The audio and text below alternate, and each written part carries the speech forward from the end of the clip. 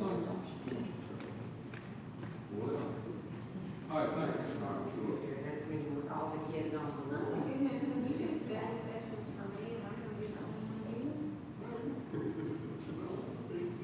One other person, I'll be here. Can you just give me? What am I doing today?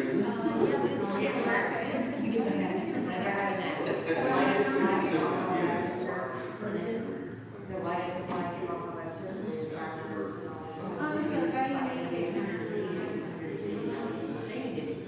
it's gonna be bad, yeah. That's too hot. I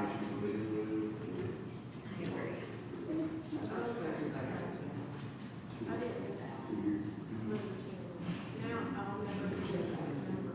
All the way through. Mr. Williams said he's not going to do it. Well, I got it back. That's right. So, get it ready. Let me know when you're ready. We're ready. Y'all ready? I have to say a little bit. How you doing this morning? Good, how you doing? Good. All right.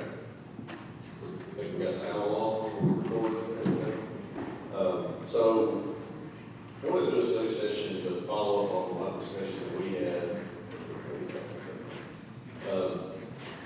Discussion we had last month, we had a really pointed debate and discussion, and really great questions about the comprehensive plan and how it relates to zoning, what prevails, what should we do when it's conflict.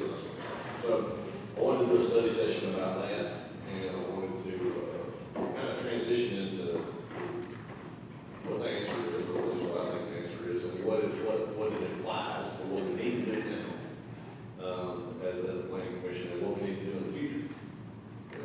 Whether that's implement what the comp plan says, or change the comp plan, or there's always, if we plan, there's always multiple options. And one of them's do nothing, always. And so if you've ever dealt with federal government, when you did a road project with the federal government at the TDOT level, one option is always do nothing. And so and that's essentially what it costs if we do nothing. That's what federal government wants you to look at. So anyway, that's planning, that's always an option to do something or do nothing. So, lot sizes are regulated, as you guys know, by the county zoning resolution. We have several residential zones here.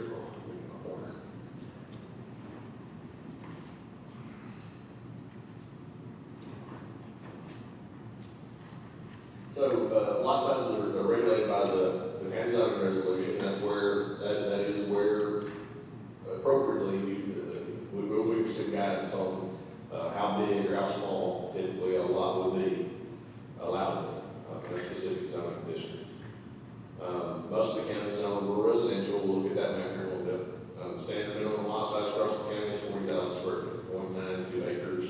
Has been since 1973 when zoning was adopted. With some changes here and there, things have amended over time, but that's been the standard across the county.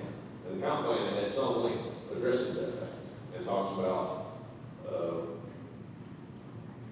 what it implies, I guess, is a problem. And so our residential districts, and we're not going to get into the commercial districts and institutional districts and all the other stuff. We're just going to talk about residential today because that's probably 90+% of the county, unincorporated county. We've got several zoning districts. Rural residential is what we deal with most often. Suburban has 40,000 square foot minimum lot size. Suburban residential, there's a few pieces of that left out there in the county. Most of that's been annexed into cities over the years. But it's got essentially half acre, or less than half acre, 20,000 square foot minimum lot size. Mobile home community, we don't have any permitted mobile home communities in the county. All your mobile home parks that you might see out in the county are grandfathered as far as I've ever been able to determine. They came into existence before zoning did in the county. Now, I could be wrong about that. There's a long history. There's no telling what the BTA may have approved or something like that, but I've never been able to find where the planning commission or the board of zoning appeals actually approved a trailer park. Mobile homes are a little bit of a different story. And then up here you got the AR district. So agricultural reserve is something, it's a voluntary district that we created. We borrowed the idea, or we borrowed it from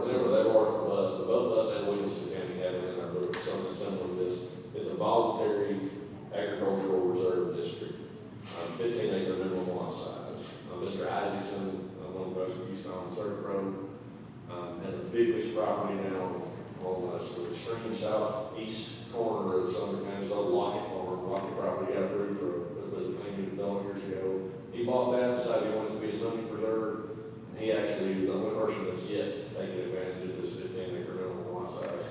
You can do different stuff on it. You can do things with that district that you can't do with other districts. Without going to board of zoning appeals, you can do certain things.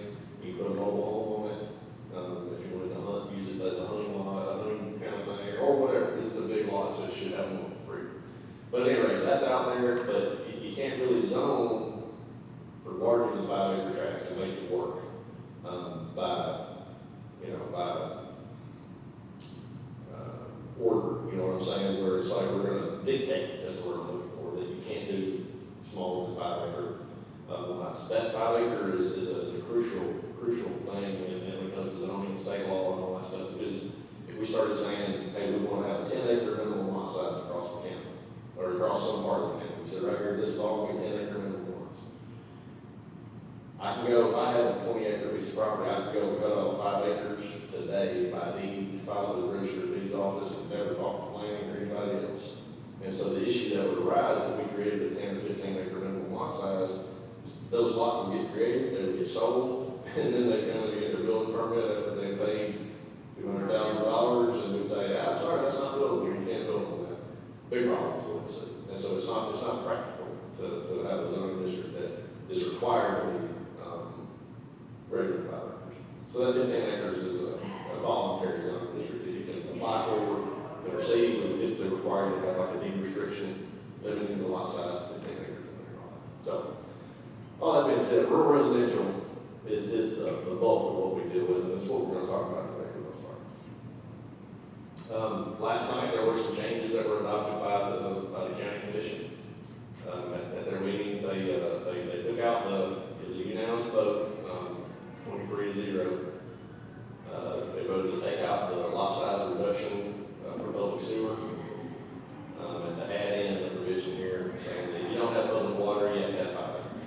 And so they got a positive recommendation through the planning commission that was adopted last night by the county commission. So that's the new text, and we got the new revised zoning resolution ready to go. It may be on the website already, and so we'll be in the labs there.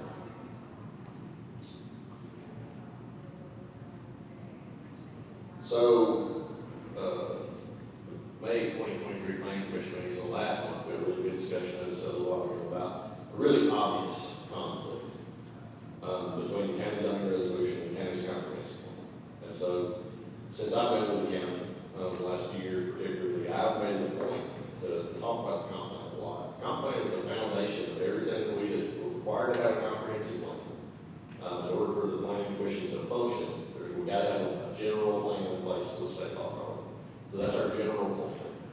And I've made it a point, frankly, just to be honest with you guys, to make everybody look at that every time an agenda item comes up. And sometimes there's things that don't conflict that we don't like. Sometimes, hey, this calls for a use that maybe people don't want there, that kind of thing. That's what the comp plan says. So rather than ignoring the comp plan, which is the easiest thing to do, that's what has been done for the last decade, I like to shine a light on it. Let's talk about it. Let's figure out, with the intent being over time, let's figure out how to line everything up so that we're totally consistent in what we're doing. That's the goal. And so, the county zoning resolution, as we talked about last month, allows lot sizes to be reduced to 40,000 square feet across most of the county's planning region. So our planning region is the area that's outside the city limits. City limits, we don't have any say so about anything at all that goes on there. But outside the city limits, it's totally county. So the county zoning resolution again allows a 40,000 square foot minimum lot size. The county's comprehensive plan calls for 1 unit per acre density, which is roughly that 40,000 number. 40,000 by 60 is an acre. I think it's 560. Yeah, it is. 43. 43 by 60, yeah. And so you're talking about roughly, comp plan, roughly 1 unit per acre in the suburban place type, which is roughly your urban growth boundaries. But it calls for, as we pointed out, and as we looked at a lot, 1 unit per 5 acre densities in that rural place type, which is a whole lot of the county. And so there was a good discussion about, okay, well, the comp plan says this, the zoning code says this, what do we do? that rural residential zoning district, you see it's very monolithic, it's most of the county, it's fair, nothing else. Everybody kind of has the same set of standards that they deal with, unless you're in one of these planned developments or something like that, where there's a special plan that's been approved.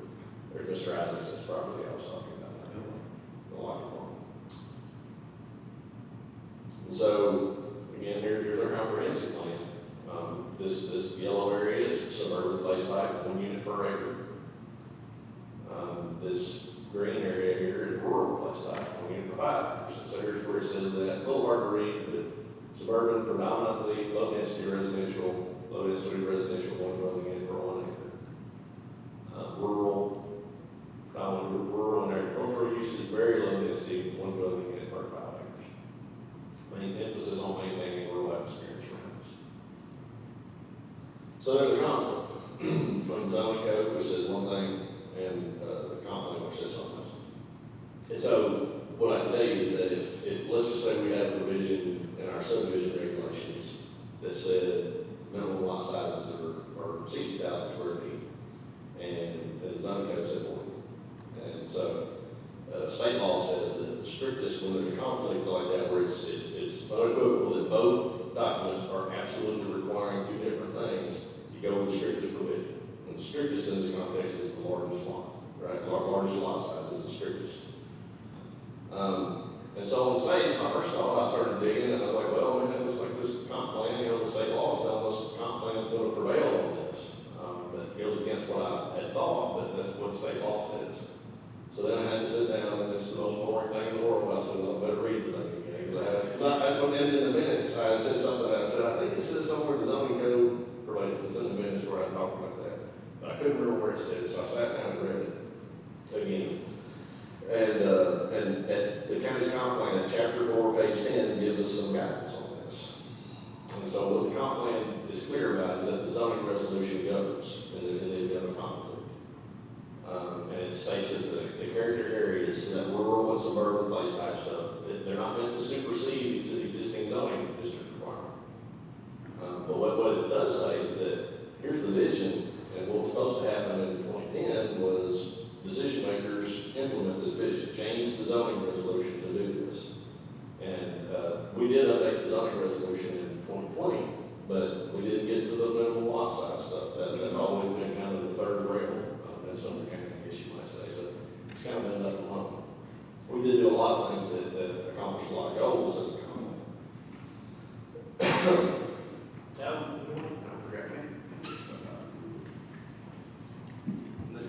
And so rather than have a whole comp plan, I printed out that there's the part of the comp plan I'm talking about is in the land use section of the comp plan. And so here's what the comp plan actually says here. And I think this really is exactly what we were asking last month. The character areas presented in the 2035 comprehensive plan are not meant to be synonymous with the county zoning resolution, nor should they be thought to replace the rules and requirements set forth in currently adopted county regulations. The character areas should be a framework for future planning and zoning decisions. And so what it's saying is, if there's a conflict, you go with the zoning. Zoning code is what prevails, but the community's vision in 2010 was to do what conflicts. And so we're going to talk a little bit more about what the comp plan actually says as far as what that vision should be.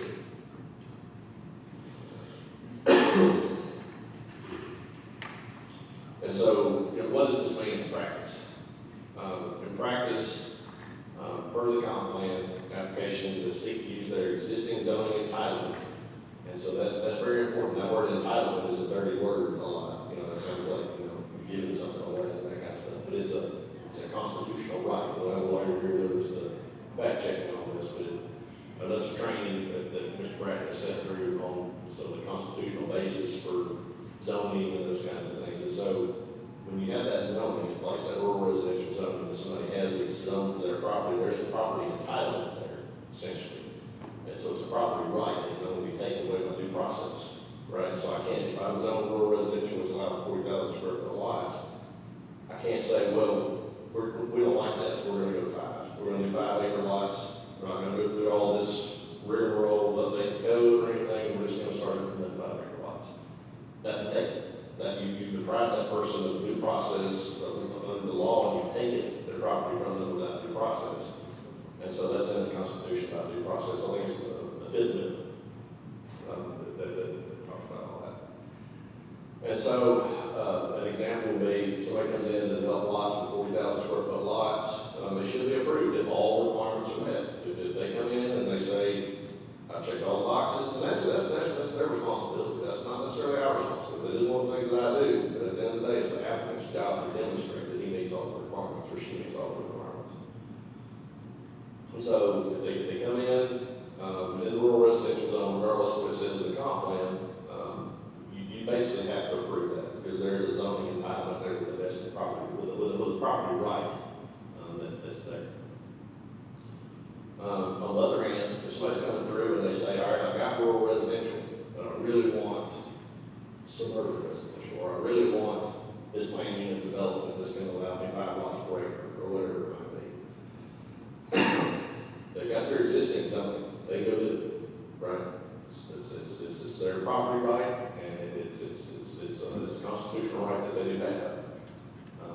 But if they say, well, I want to do something else, I want to change it, that's when we need to look at the comp plan and say, well, does the comp plan support this rezoning? And so when we look at our rezoning, I bore you guys to death with those 9 standards for rezoning. The first one is, does it comply with the comp plan? That's just the first one we'll always see. And so in those instances, where somebody wants to change their zoning,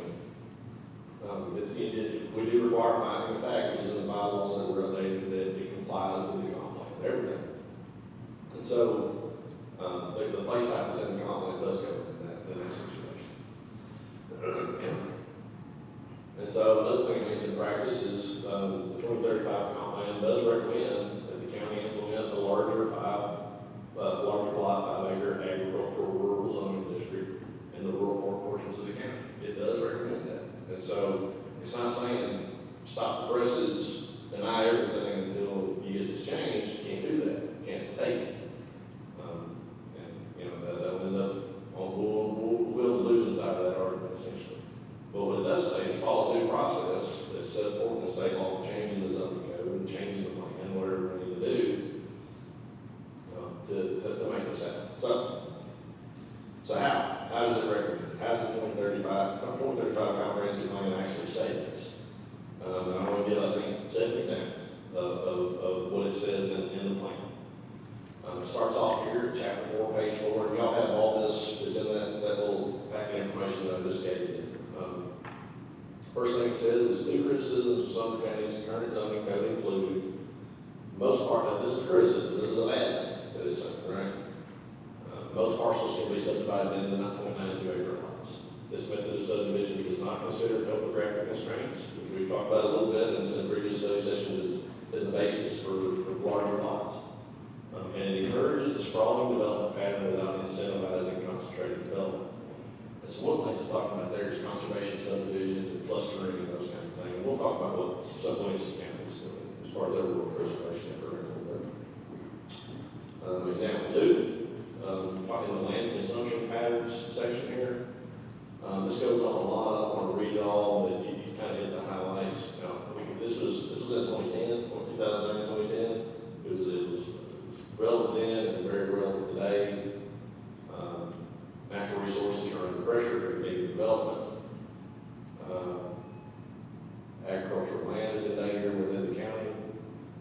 It is often easier and more profitable for an individual to sell land for development instead of continuing to farm. And we see that all the time. Mr. Graves can tell you about folks all over the county that are experiencing that right now. And so what it talks about though is, this doing that alters the landscape.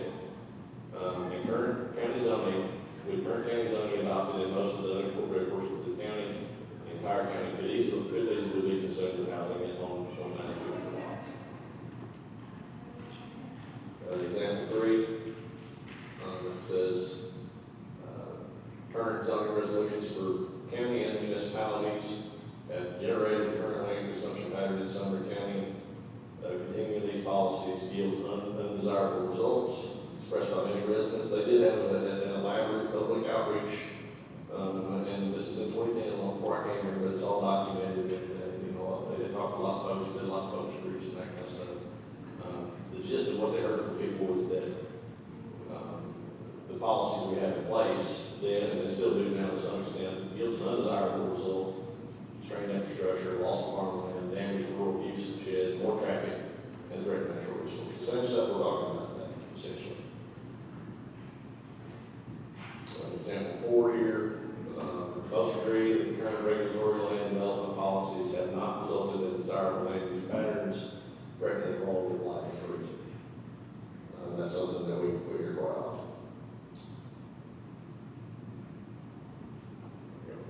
stuff on this.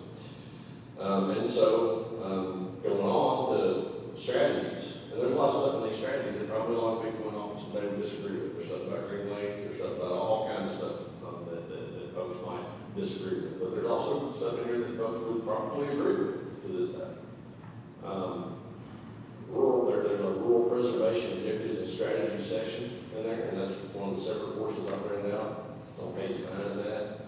One of the recommendations, so you've gone through the whole plan, here's the plan process, what are the action steps essentially that is laid out. The first being update the county zoning resolution to restrict development in natural resource-rich areas, forested steep slopes along streams.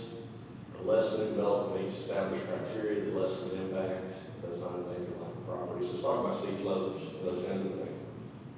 D here says the appropriateness of an agricultural or rural zoning district for unincorporated Sumner County that would allow one dwelling unit per 5 acres of land. So we don't have that to this day, we did then, we don't now have a zoning district that matches that. So that's a recommendation of the plan to look at the appropriateness of it. You can tell by the language, they're a little waffle language, they're a little bit afraid of it, so they want to study it essentially and see if it's appropriate. Then this is the last one, maybe 5 agriculture objectives and strategies. One of the goals there is update the county zoning resolution to include an agricultural or rural zoning district for the primary purpose of ag uses and not just residential subdivisions.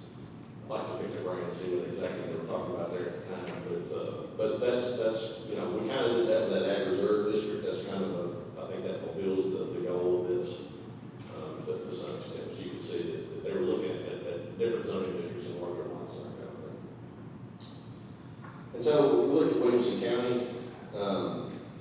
I need to get with their guy that does what I do over there and talk to him about what some of this stuff really in the meat of implementation, what it means. But a few years ago, they adopted a new comp plan. They went through a whole lot of struggle and fighting and discussion for a couple of years. Paid a consultant $200,000 to $300,000 to come in and work on the plan for them. And what ended up coming out of it was they felt like across most of their unincorporated county, that they wanted to see a 5-acre density, essentially, with different ways of development. That doesn't necessarily mean 5-acre minimum lot sizes across their county, but overall densities. And so Williamson County is kind of the opposite of Sumner in a lot of ways, I guess, but in one way, whereas we're bisected by the ridge, which is an undevelopable portion of the county, they're bisected by Brentwood, Franklin, Thompson Station, and Spring. And so this is I-65 right here. And so on this side, you have what's called their rural development district, 5-acre gross density. And this I had put in there that it's been a lot size, and that's after I looked at it, it's a little bit more nuanced than that, but essentially in their unincorporated areas, which are the non-gray kind of areas, 5-acre densities is what they're looking at. But within it, there's the lighter areas here, existing subdivisions and other things that has a 1-acre type zone.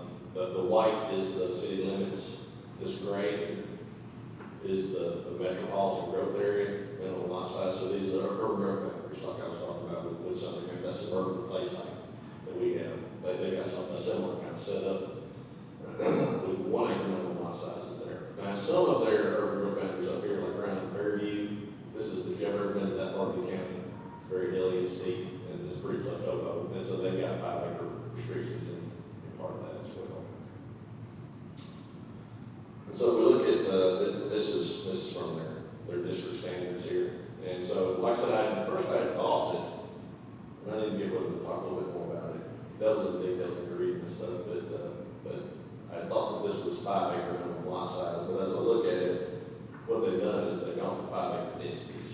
So you can develop much smaller lots than that, actually, much smaller lots. But your overall density has to be 1 unit per 5 acres. Okay. Yeah. And so, yeah, exactly. And so they've got an example in their book that shows what that would look like. So you've got a big, massive chunk of open space where this doesn't touch anybody. They've got regulations that houses can't be visible from the road. They've got all these different restrictions that keep everything well back. Your densities are very, very low in the scheme of things, which your lots might be smaller. They thought it would be certified step system in Williamson County. If you go back to the colored map, zoning, that darker green, that side of the stream or river it's got some difficult topography, Yes, and it, which may lend itself to the clustering side of the thought. and like I said, I think there's, you know, as we start reading the zoning code and all that stuff, I think there's a lot more nuance to what goes on here and things you can't do. Now, like I said, that basin is kind of divided. You know, on that side it's real hilly steep. This side is more flat to get to Franklin and Spring Hill Thompson Station. Yep. And so they've got, people say our book is complicated, but theirs is on another level.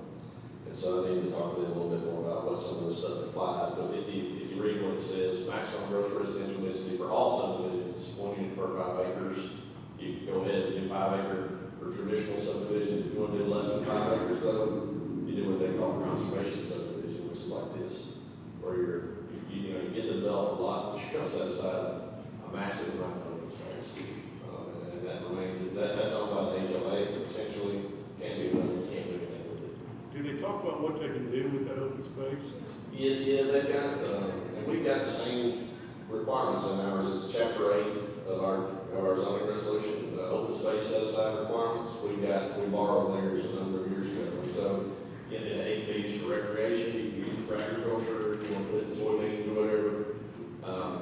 Of course, detention, and any kind of public, shared facilities have to be in common open space. Creek buffers, floodplain, those kinds of things have to be set aside in open space. Maybe So- just a question, sorry. Did they have a golf course there? Yes. Was there a private? Yes, I yeah. just wanted to make sure that. There's passive recreational facilities and those kinds of things. There's a whole list of uses. Okay, all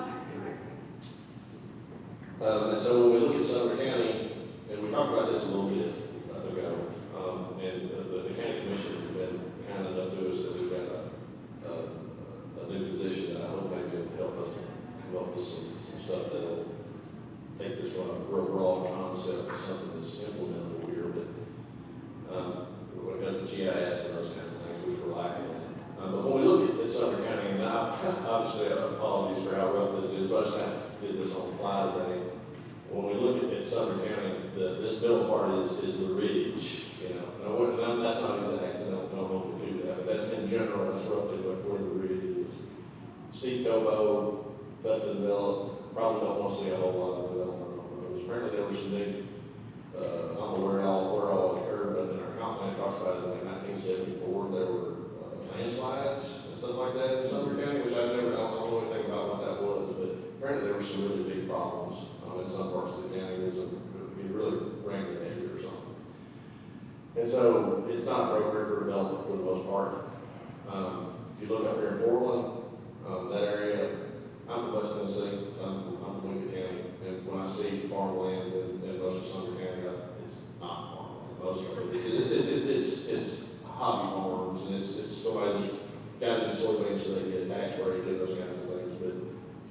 But out in West Tennessee, you go, and it's a cotton field or a bean field, it's 1,000 acres, you know. So this is one of the areas where there actually is productive, what I would call productive farmland. Like in Robertson County, you get a lot of tobacco farming, productive, it makes money, and it's good farmland. Down here in this area, you got what I would call productive farmland. Up here, you got constraints involved with water supply. Commissioner Mo Taylor got a lot of water lines and that kind of stuff funded over the years. A lot of that's right up here. Very, very limited water supply. Now there's work underway to help alleviate that. That's just kind of where we're at right now.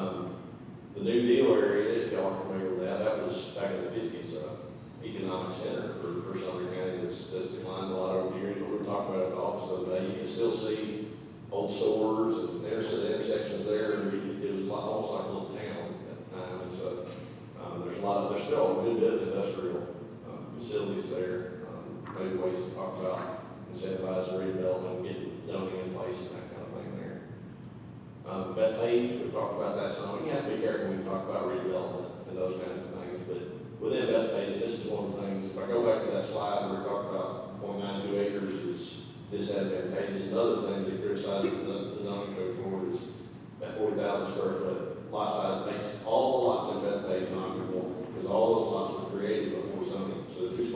So you can't re-subdivide them, you can't do anything with them. So there might be some ways to tweak some zoning to do some stuff in there. We talked last time about the old highway 109 corridor. You guys are gonna be seeing an application from the Wheel Road folks here before too long, probably. They're gonna want to get some zoning fixed on their property. There's a lot of parcels in there, that probably need to be rezoned or get their zoning cleaned up. They used to be in the Gallatin planning region years ago, but the county took that over, when the zoning was kind of wonky. Cascade Springs here, there's maybe some kind of historic zoning, that's the only historic zoning overlay in the entire state that's in the county. We have a special act in the Tennessee legislature to be allowed to have one, and so we do. One of the things probably needs to happen is some kind of a zoning overlay needs to be approved at some point in the future. And again, urban growth boundaries, those areas, they're pretty good for residential development. There's potential there to develop in the pattern as we have for many years with, acre lots and that kind of thing. Maybe clustering if that's been appropriate as well. Does Bethpage carry the suburban land type because of the lot sizes? No, and the urban boundaries and the suburban type are kind of synonymous. There's some little variations here and there, but they get the suburban place type to match up with the urban boundaries for the most part. Your Bethpage area is one that has a lot of the lot sizes that are too small. If you go down here, down by the river, this area right here is, I think they call that waterfront living. And so when you go down there, there's a place right there, you go down there and a lot of those lots were set up as camper lots back in the 50s and 60s. And so you're supposed to park a camper on it, and then somebody ends up building a house. And that's somebody built a really nice house, like somebody, they're scraping lots down there and building, $800,000 homes on these teeny tiny lots that are septic systems. And they have to get variance for it almost every time because it's just too small. And so a new zoning district for that area might be appropriate as well. And so that's what I have for y'all regarding this. And so I'll be glad to try to answer any questions or hear any thoughts that you might have. Discussion. As a planner, how do you feel, because I haven't been through the whole, the 2030 comprehensive plan. I remember that. I have not been through the whole thing. I've gotten spotty on it. How do you feel about the quality of that? How does it apply? Does it apply well to the county at this point? Well, I think the stuff we talked about today, the language that they're using, things haven't changed as much as I think we think they have. I think everybody's been kind of upset by growth, I guess, for a long time. Maybe that's the way to put it. And so I think a lot of knowledge over time, but there are big things that have changed in the last 10 or 15 years that weren't done yet when this plan was adopted. 109 was not open for traffic from between Gallatin and Portland. If you were using the old 109 at the time, the new highway was not open.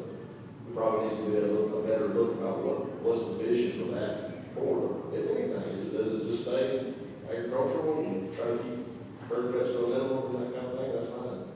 But it needs to be looked at. The Cascade Springs Historic District zone stuff that I was talking about, that hadn't been approved by the state legislature. That was one of the priorities of the comp plan, was actually to get the state legislature to do something like that, and they did. They approved it.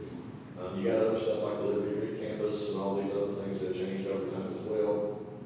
New water system upgrades and that kind of stuff that's going on across the county. That's a big, that there's going to be an impact to that. If you start opening up areas that don't have water, that do have water. And so, there's lots of stuff that needs to be looked at. The plan needs to be updated. I think the bones of it are probably okay. It's not that bad. I always felt like rather than scrapping it and starting all over, I feel like we need to update it. Is really what we need. And what we struggle with is that just turnover and bad record keeping and all this, there's no shape files, so there's no maps that I can plug in. There's no, even the document itself, all we have is a paper copy. When I started, we scanned it in. So it's like a scanned document of a Word document. So it would need to be rewritten essentially by hand. A lot of it just won't format correctly. We need to have new maps made that update, municipal boundaries and all the different policies that have been adopted since then, and that kind of thing. But I think the what it's saying, the stuff we talked about today, I think that's pretty palatable to a lot of people. And there's a lot of other stuff that's a lot more controversial now than it was then. Greenways, walkability, and all that stuff center stuff is, we've had conversations about Bethpage and what can be done in Bethpage and helping Bethpage to grow and prosper and those kinds of things. And that's the stuff that it's talking about. But when you start talking about we're going to do a greenways through it, we're going to do all these things, people recoil from that. And so we might need to revisit that kind of stuff. I think probably needs to be revisited and thought of in the way that people feel about that kind of stuff now. Because it was really conceptual at the time, but the county has grown a lot since then. I think people have a better understanding of it now. Maybe don't like it as much as they thought they would. Well, it's a dynamic situation, and the balance of agricultural, residential, commercial, and industrial is very fragile if you're going to be an all-inclusive community. And so, I agree, old 109 was residential on the way to Portland. Now it's a 4-lane highway, and pretty much, all I see is trees and forests, which is wonderful. However, those are generally the routes that are most accessible by trucks. And when I moved here in '98, I was looking for industrial in the county. It was literally non-existent. I don't even think they had its own code for industrial in the county. You had to go into a city to do it. So,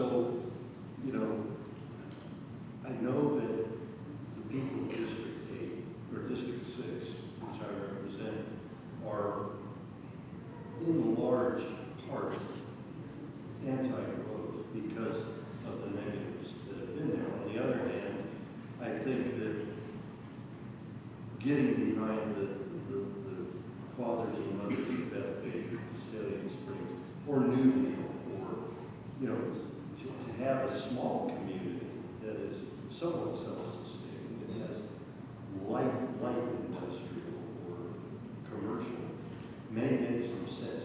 How do we grapple with this in comparison to the cities? I don't even know what I don't know about updating Right. this plan. You gotta come up with a strategy for how you're gonna do it. It takes a lot of public outreach and like, it's been talked about, I think Mr. Duffy mentioned it a couple months ago, it's a heady lift. And if you go to Williamson County, like I said, they brought a consultant in from Ohio, and they had, C.D.M. Smith, who was one of the big transportation engineers, looking at traffic modeling and all these different things. So they had a whole team of consultants that were working on this form, and were leading staff was just kind of, it helped facilitate, essentially. And so, to do a little bit of an update, maybe it's not that hard. You gotta have the public outreach. That's the most important part. You gotta get feedback from people, hear what they want, hear what they don't want, hear their vision for it. And then try to work that into, you don't want to have it written. And that's what happens in some places. They basically they know what they want. We're going to get them participating. That's the term. I didn't know also used to use that term. We're going to get them participating, and then we're going to take this thing through and get it adopted. That's not what you want to do. You want to get the public involved in the front end, hear what people want to have happen, and then go through the process of actually crafting the plan and go through the adoption process. Well, that seems like a very long-term project. In the meantime, the thing we need to do is to adopt the existing comprehensive plan. Well, it's already adopted. It's already adopted by the Planning Commission, recommended for adoption back in 2010, and it was adopted by the County Commission, I was saying in August of 2010. But the zoning takes precedence. That's right, and so now the task that was before the County Commission back then, and the plan is clear on it. The task that was before the County Commission back then was, all right, you adopted the plan, now implement it. Now you gotta get the rest of your regulations in line with the plan. And so there's nothing that says we can't do that now. There's nothing that says that we can't bring it into alignment now. At least as much as we can. But with things that are missing, like I said, the 109 visit there and other stuff like that, obviously, so there is some holes in the plan. But if that's something that everybody wants to do, that's something they can do. But in the meantime, I think it would suffice to, we've got lots of problems in this county. Primarily, they've been caused by growth. And, we've got flooding issues, we've got fragility of our ecosystem and our economic system as well. So, you know, I'm throwing this out to everybody, is should this be the direction we should go now? Is understand the comprehensive plan and implement the zoning ordinance to follow the comprehensive plan, and then start working on updating the comprehensive plan. Because it sounds like the zoning plan should have been or changed to take the comprehensive plan into consideration back in 2010. It's a long time ago, right? I don't know why the ball got dropped. Obviously, you were here in 2018. Yeah, so I have no doubt if you had been here then. I'd be much more gray-headed by it. But, you know, I'll refer to the planning commission. What I tell the folks, and I had a commissioner talk to me yesterday, all any county commissioner's got to do, or planning commissioner, whoever, Josh brought up. And, you know, this isn't something, what we're talking about there, what the comp plan's talking about is not a little change. I can't just go and like the little tweak we did last night, that's easy. But when I'm creating whole new zoning districts and redrawing zoning maps and figuring out which parcel, you know, when you do this process, you pick winners and you pick losers. And so this parcel on this side of the road is going to be 5 acre minimum lot size, or whatever it ends up being. One on the other side of the road is going to be 1. Why? And then you're ready for, you know, because when we take money out of people's pocket, that's my word of caution to everybody. It sounds easy, and it may be easy. It may be easy, and it may be something everybody wants to do. But the implications of zoning, the reason, if you want to go back to the reason why they didn't make the changes, is because it's too hard. It's very hard to take money from somebody's pocket. And that's what you're doing when you're down there. So if you follow the process, though, like I was saying, it's not a taking. Our comp plan recommends it, and I think it's legal, and you'll be just fine. If you follow the process, it's what everybody wants to do. I think that's why I go back to, you have to set criteria. That way you're not just picking winners and losers, you're picking scenarios that make sense. Like the clustering we looked at with that particular zoning, I'd love to know if that was based off topography or if it was based off some reasoning to allow it in one area but not the other. And I think once we establish the criteria, that would be a leading, guiding force so that we don't have to pick winners and losers. We pick scenarios that make sense, you know, on the planning side, the engineering side, traffic side, you know. And I think that's what's going to be difficult for this group is we don't typically set criteria. We look at individual problems instead of the whole issue. Right. But I would like to know more about what we looked at with Williamson County. Yep. It sounds like they've invested a lot of money, and we can try to learn from their. There's no plagiarism in the public sector, that's all I'm saying. And so we can borrow from free. That's where I want to do. When you said you're going to get together with your counterpart in Williamson County, is that like you're going to meet? We talk all the time. Yeah, we talk about the planners, the guys that do what I do in Rutherford County and Williamson County and Wilson, and even some folks in East Tennessee and Sullivan. We send emails to each other, and, you know, like if something comes up, a question, how do you handle this? Or, my goodness, this is weird and crazy, I've never experienced this before, what did y'all do? There used to be regional luncheons. I thought about trying to get that going again. We don't do it. We haven't done it since I've been here. No, there's a TAPA thing. There's a Middle Tennessee chapter of the Tennessee. That's what I'm saying. Yeah. But that's a lot of city guys, and we don't talk to them. So it's an option. But the county has unique problems. What I can't understand working here is that county planning is a totally different animal than city planning. It's not less than, it's not more than, it's just something totally different. The problems you face and that you deal with are not something you ever experience in the city. And so we share a lot. Well, if you were going to do that, I would love to be a fly on the wall and just listen to, you know, the conversation. Yeah. But in the meantime, my experience with the permit process and the development in District 6, the seems to be what the people are wanting and looking for. I don't know in Chrissy or Jeff's area or Luther's area if they like that plan, but I would like to pursue creating the zoning ordinance to match the comprehensive plan versus the other way around. And so, it sounds like it's a ton of work for you. It's still, it's a lift, but it's still, the comp plan is something that like zoning stuff is my meat potato. I mean, that's what I do. And so the thing you have to watch when you're amending a zoning code and that kind of stuff is if I change this sentence, what does it mess up 5 pages later? And so I frankly, I like that stuff. And so that's something that we can do in-house, don't leave hire somebody. Okay. The comp plan update, maybe with a new person coming on, maybe we can look, depending on who I get, they're a good GIS person and can speak to other human beings pretty well, then maybe planners are weird, some planners are not as social as others. And so, maybe not, but that would be a harder lift. The zoning is doable stuff.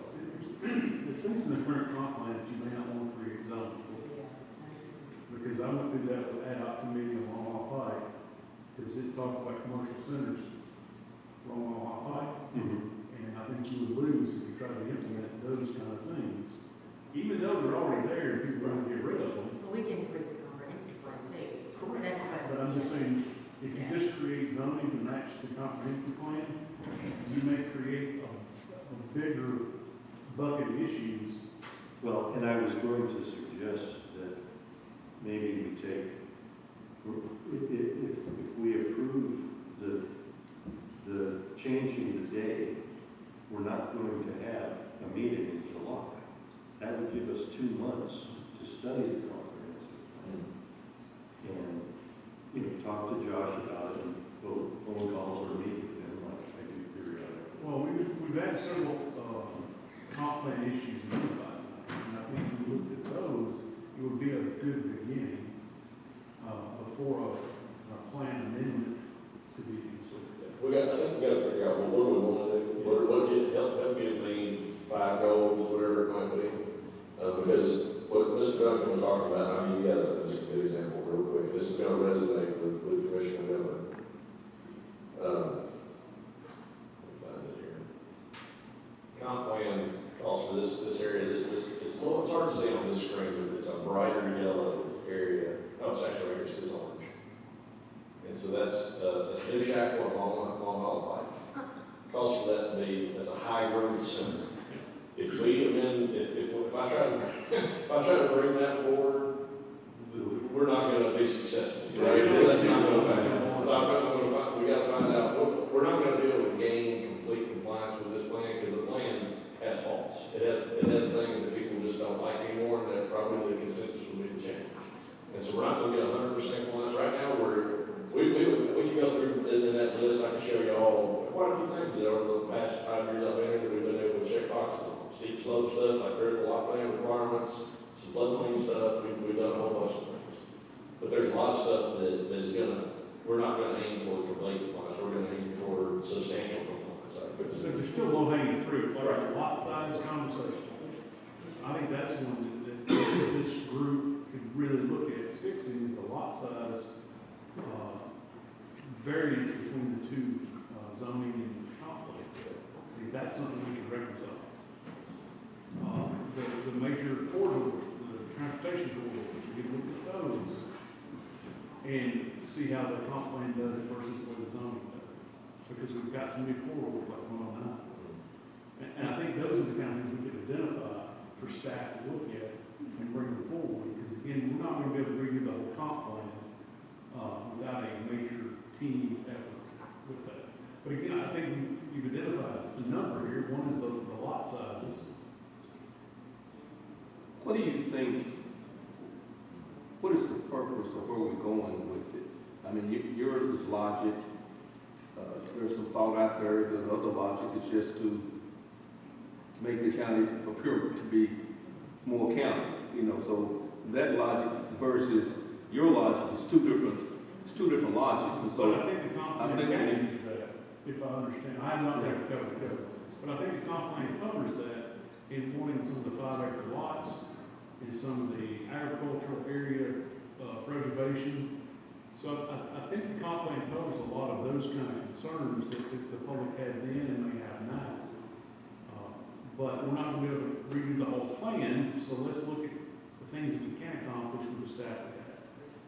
How could we, we're sitting about 30 miles from a lot of this area that we're referring to. And we're planning for those people 30 miles from where this building is. How can we get input from those Where big your folks? commissioners come in and think Yeah, to be a because, voice I for mean, districts. It's like us trying to plan. So, that would be my thought if we were gonna go in that direction, some kind of way. And you mentioned about, feedback from the stakeholders.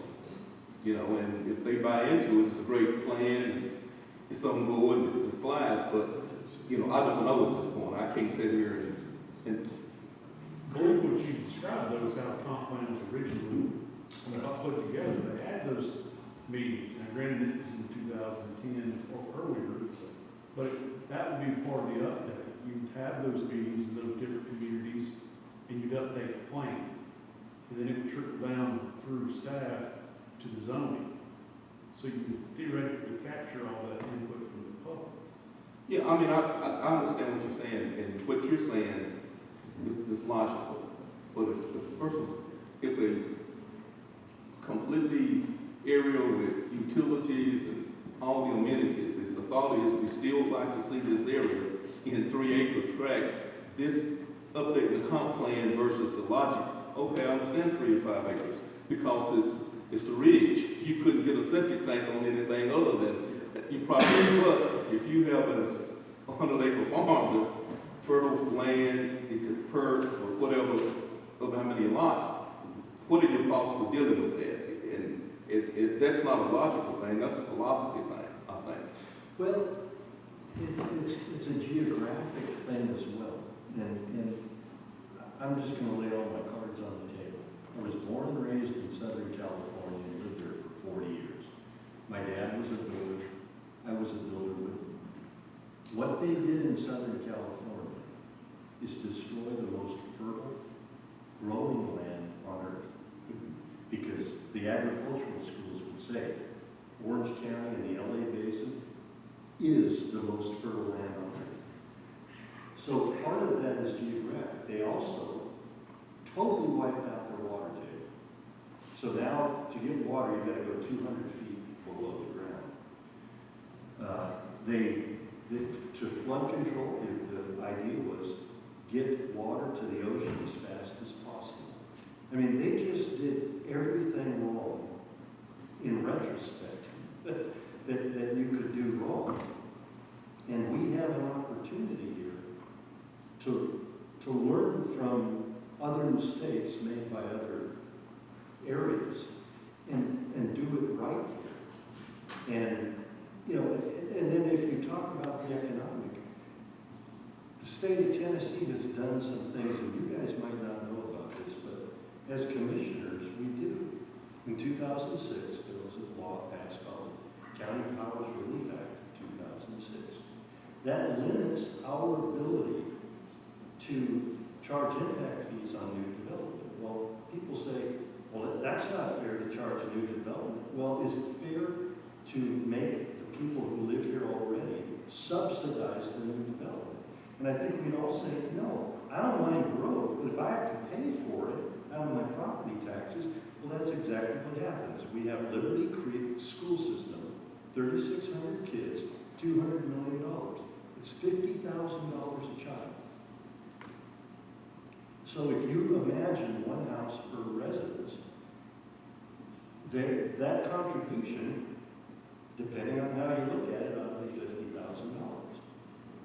But right now, it's the equivalent of $2,000. And so we have to look at all of these things, and this particular commission is going after some of these things and trying to rectify, I don't know that it's heinous, but it's irregularities or things that just aren't working for our county. And so in the meantime, it behooves us to slow down the growth until we can get out of the County Powers Relief Act, which I believe we can. But it's not gonna happen overnight, it's gonna be a dog. And I'm saying, I'm not disagreeing with that, but I guess what I was saying is, we're talking about really where we're going with this. Like Jeff was talking about, something that, a plan based on geographical topography and all of that, but your conversation is where you're going, I think, and you're being honest about it, it really is irrelevant about the topography to some degree.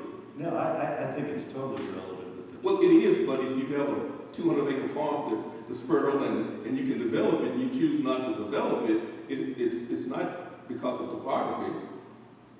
It's because of, you know, the issues that come with the growth. Right, but being a former developer, I can tell you I would always take flat land for building land. It's easier and less money to develop. Sure. But that's also used for farming. So this takes a lot of thinking. But in the meantime, we've got a clock ticking, and it's, you know, we're $400 million in debt as a county right now. We're paying down that debt, but they need a new school system in Castilian Springs. Well, it's going to be another $250 million that we don't have. It's going to have to come out of the property taxpayer's pocket. That's not fair. And so, how do we, you know, we've got a temporary, immediate emergency, and then we've got a long-term range, and this all has to be part of it. And we're the planning part of it, as far as I can tell. Well, I'm not real solid off today, everybody, but I think it's about meeting time. But I want to leave everybody with the point that I was trying to make. This is a fantastic discussion. I really appreciate the good discussion. But to go back to the question from last month, there's a group, we got a lawyer with us here now. So, you know, you got to go by what the zoning says. So there's zoning is what rules. You try to disapprove something based on something that's not in the zoning code, but you get into a taking territory and there's no constitutional act that's going on. They're going to win. They're going to win that argument. And so we look at it by the current regulations, but it is, you know, remember this until we make whatever change everybody wants to make. It's the applicant's responsibility to demonstrate that they meet all the requirements. And so if they don't meet the requirement that you can find, and it's y'all's responsibility and my responsibility to read documents and see what the rules say. And if we find something that doesn't comply, there you go. You don't have to approve. If it meets the requirements, you have to do what you got to do. So I want to leave everybody with that. But I really appreciate it. That was a great discussion. I thank y'all. Yeah, and I would say this is like, I understand. I really do, because, you know, the existing, and I've heard this my entire life, existing taxpayers, ratepayers, had to subsidize new development. And that's basically where we're going, and I understand that. I just hope that when we get into this discussion, the folks in northern Sumner County, the folks that talk to me, there are probably not 200 houses built in the last 10 years. And so that's not where that 3,600 kids are coming from. But if you paint the entire county with the brush, you limit their ability to utilize their land, because they're not developing. If you eliminate the clusters, you know, and with the water situations, you're not going to have, you know, massive growth in those areas. So just the folks that's talking to me said, keep that in mind, you know, because it's a whole different situation, and that impact is not coming from northern Sumner County. Well, but it is. Portland has grown tremendously. Well, I don't know, the school that you referenced, there's not a 3,600, there's not that type of growth, is what I'm saying. Yeah. You know, that school's only yeah, that was my point. Just keep that, Yeah. talk to me and say, just, if we need to keep that in mind as we go forward. And I'm passing that on. Okay? Y'all want to take about 5 minutes?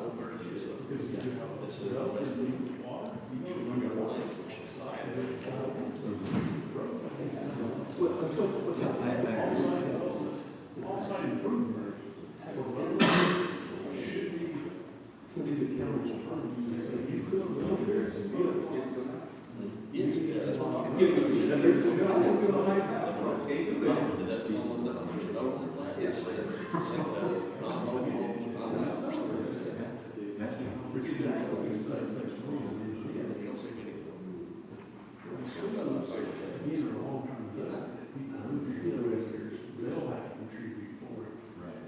For that, what was done. That's a great point. For development and roads and water and But sewer. in some of these rural areas, like we address it. And that's the housing count. Made us mad as I haven't studied your 2006. I haven't read that, this is been a long one. It was one time, it's from 2013.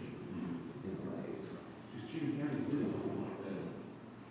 It's not necessary to an area where, well, we got one right now. in France. Yeah. No, There's not such thing as a freedom of count. Not to skip ahead. 30 lots of subdivisions. And if we go over the clusters, getting things. And what's the goal? You're not going to get I've seen too much size. But But anyway, but you think the thing, you can't get sidewalk or repair. I can see that. Otherwise, you have to do certain things. Roads. Use that money to better the road. number 4. I mean, that is the truth.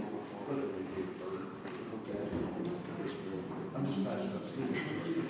No fact. Yeah, well, I can tell you that the last time I got an update from Corona, California, which is from just on the border of Orange County and Riverside County, their internet fees were $57,000 for any size house, plus $4.08 a square foot for school fees. So if you have a 3,000 square foot house, you're probably going to be $7,000 and it's library fees, transportation fees, and park fees, you're going to fees, and I think that's.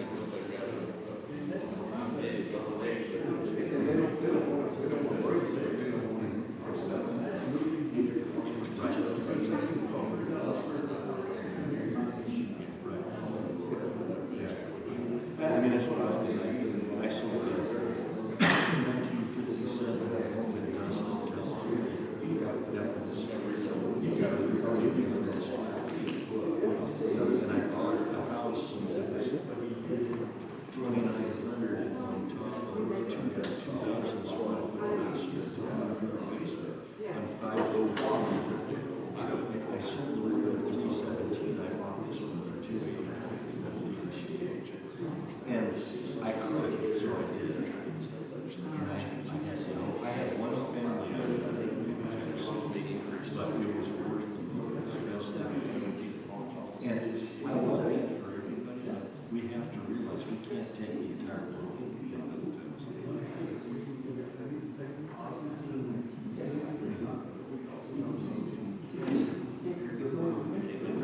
No. Yeah. 30 years ago, we paid that. That have quick conversion numbers that they can start with. Yeah.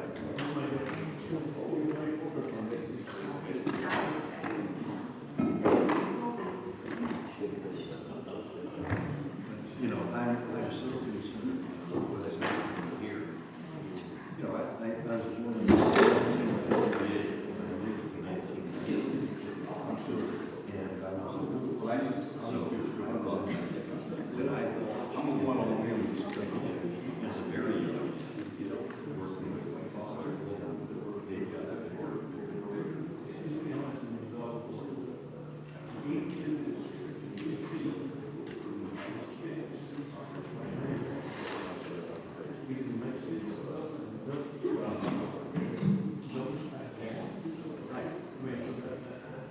They'll just pass it. Okay, it's a little after 5. Everyone's ready. I think Mr. Williams is not going to be able to be with us tonight, so I think it's all the members we have. So it's a little after 5 on June the 27th, and call the Sumner County Planning Commission to order.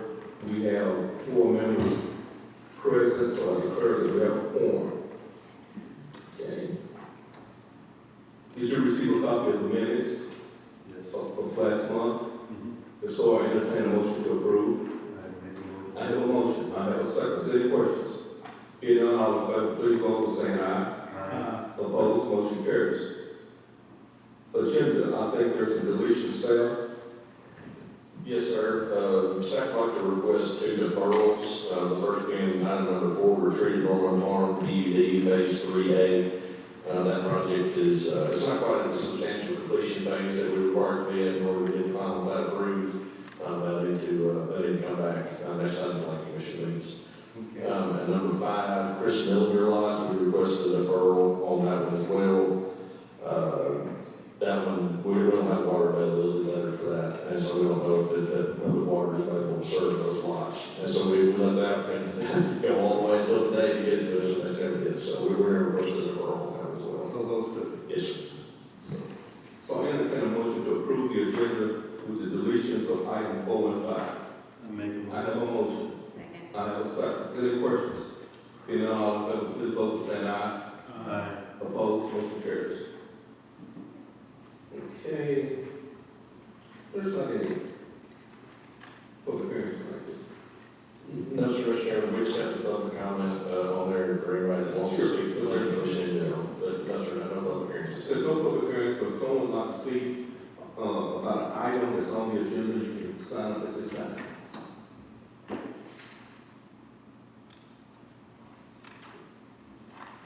You're sure for your drive, right? Yes,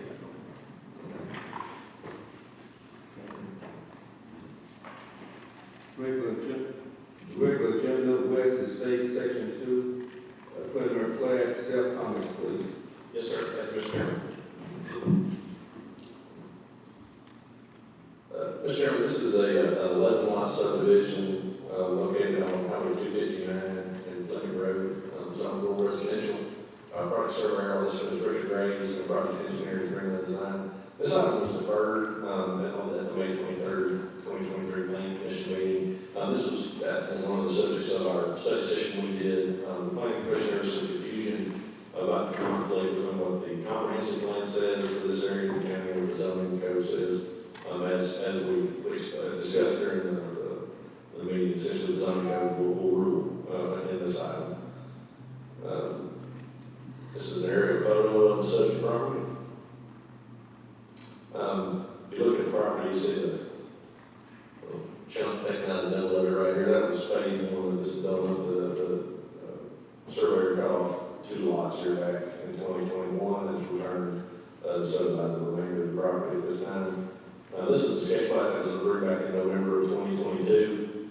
Tough to see up there.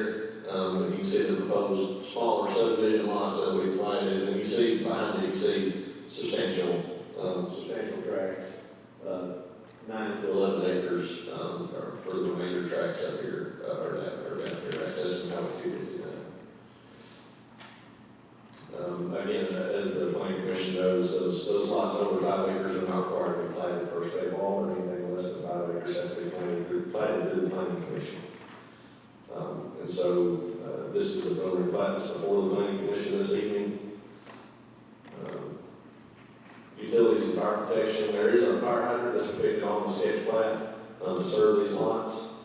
Portland Utilities is going to require the water line to be upsized to 6 inch. That's something that has to be worked out between the developer, who will probably need to make an in lieu of payment to make those improvements, and the city.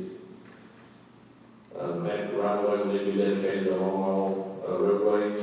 I haven't heard anything from the applicant as any required improvements on Fleming Road. I don't know that any would be required. State Route 259 is adequate. That is a state route with adequate pavement width and everything. So, proposed lot width security requirements. 259 is a collector road that requires 150-foot lot width. So the lot width still to meet that requirement. They've submitted the PSC plans as per TDEC requirements, our stormwater resolution with drainage calculations turned in, and they'll have to get a notice of coverage from TDEC as well, which is typically done later on in the process. DPSC plan, that is erosion prevention sediment control plan. What that is they just show how they're gonna put their construction entrances in, self-fencing and that kind of thing, to ensure the sediment is kept on site to the extent possible. That's a requirement of the state. And then it's another page from the document. There are outfalls that are mapped here on the subject property, and what an outfall is, most of the time, everybody that doesn't speak engineering jargon, it's just a ditch. It's a place where water leaves the property. There are 4 outfalls. What we require the developer, when they come in on a major subdivision, to show, here's how much water leaves the site before we do anything, this day, here's how much will leave the site after it's developed. And this is one of those things that, like we talked about during the study session, when you take farmland out of production, it actually generates less stormwater runoff when you put houses and yards and that kind of thing on it, because when it's in farmland, the rain's hitting very dirt and running off most of the time, and when it's grass and everything, you actually have less runoff in some situations. And this is one of those. So their engineers turned in drainage calculations that are showing, add all those outfalls, you see the negative numbers in this far corner right here. It shows that less rainwater actually will leave the site when it's fully developed than what you have today. It is located in the rural place type, which was a topic of discussion last month. Mr. Chairman, next steps, they'll need to receive final plat approval from the planning commission. Doesn't appear to be any road infrastructure improvements or anything that will be warranted with this development. The EPSC plan, everything will have to be stamped approved by the county engineer. Before we'll issue permits, they will have to furnish a notice of coverage from TDEC and any other state permits that are needed. And once they get all that done, they can apply for building permits and zoning permits to start constructing houses on the lots. So, Mr. Chairman, there's example motions on the screen to approve with conditions, without conditions, to deny it. Again, like we talked about during the study session, you got to say specifically what grounds there are to denying the application. Or to defer it. I do believe this deferral, though, if it gets deferred again, this we start running up against state law requirements that may require it to be automatically approved. But the example motion number 1, there were the example conditions, just require stamp approval of the construction plans, notice coverage for TDEC, and applicable fees with a final plat. But I'll be glad to try to answer any questions. I think Mr. Graves is in attendance this evening. Mr. Gray, someone have any questions for Mr. Gray? Yes, sir. I don't know if this is for Mr. Graves or for Mr. Sutton, but is there any requirement, or is there any restrictions on having a residence driveway dump onto a state route like this?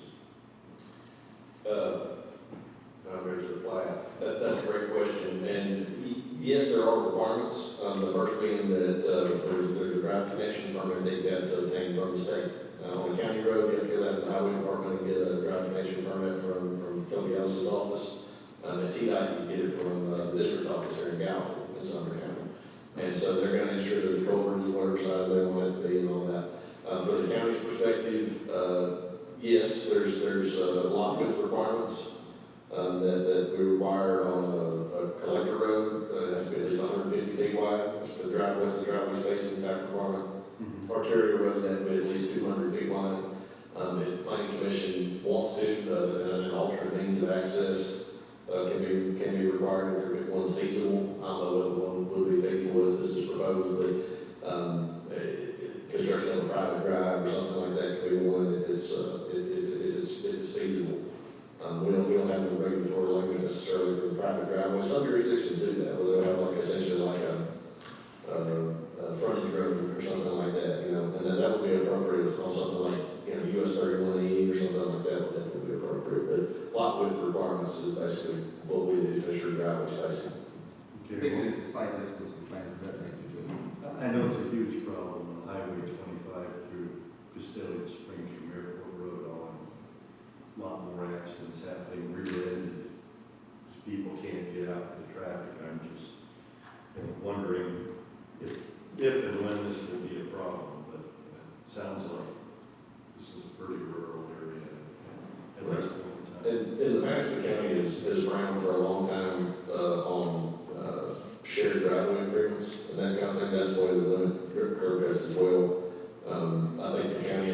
has looked at and they've done a little bit of it, but they turned out to be very contentious among the property owners. The county found itself being dragged into those arguments a lot.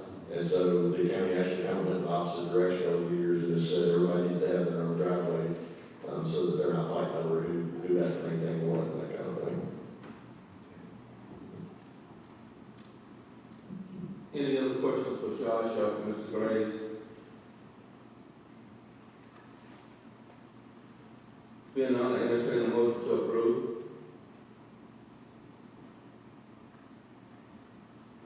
I'll move to approve the conditions. There's a motion to approve item 1. Is there a second? I'll second The motion's been properly seconded. Is there any questions? Being none, all in favor, please vote by saying aye. Opposed? Motion carries. Thank you. Item 2, Rowan and Roark Estates, staff comments.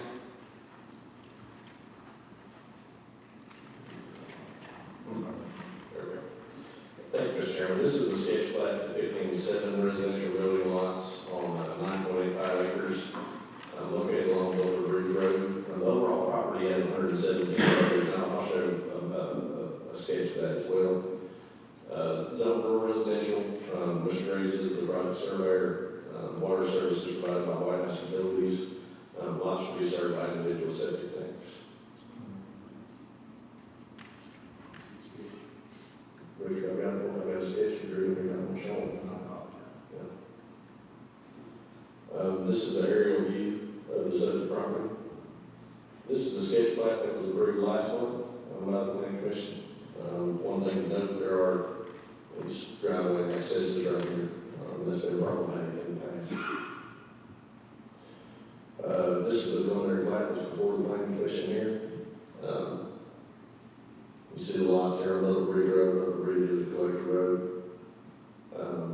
This is the sketch I was talking about right here that Mr. Graves put together for the overall property.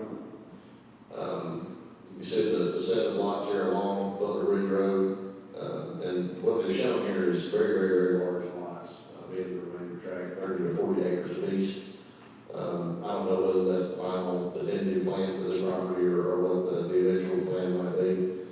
One thing we've seen in the past in the county is something the last members of the planning commission that aren't on anymore, I've seen the last planning commission, but something that came up as a discussion a good bit was you see these opportunities here to create essentially a horseshoe shape type road access to further develop the property. And that's totally fine, that's not a problem with that, but we do request that those kinds of things be shown from you if there are, in fact, any plans to develop the property. But there may not be in this circumstance. As far as utilities and fire protection, there's at least one fire hydrant that will be required for this development for the county subdivision regulations. White House Utilities indicates that fire hydrants can be provided here though, under non-adequate water pressure at this location. What the county subdivision regulations do allow is they allow the applicant to dedicate the equivalent amount. So roughly $3,000 or $4,000 is what's been done in the past to the volunteer fire department. So in lieu of putting hydrant in because the utility won't allow it, that amount is dedicated to the volunteer fire department if hydrants can't be installed. This project fronts along Boulder Ridge Road, which again is a collector roadway requiring 150-foot lot widths. Set of construction plans has been turned in. I've got a typo right there, and notice of coverage will be required. Road access, as I said, this development fronts Boulder Ridge Road, which is a minor rural collector. 7 new driveway entrances along this roadway. The 2 road stubs that are shown will provide road access to the remainder of the property. This is something that at the county level is pretty common. You won't see this kind of development in the city very much, any city, where you have a collector roadway or an arterial roadway where you're trying to get lots along the frontage. They typically would not allow that. The county has for many years, and we put some restrictions in place as far as road width and that kind of thing.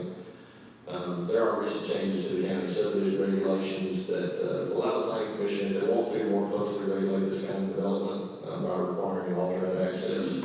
And so that's where our county subdivision regulations. This isn't a mandatory thing. What Mr. Graves has proposed does meet requirements. Again, on a real bona fide collector arterial roadway, something where a lot of people are moving, like Highway 25, that kind of thing, 31 as some kind of a frontage road or something like that, but in this context, it may not make as much sense. But that is something the planning commission is allowed to do should they decide to do so. Comprehensive plan, this one is in the rural place type.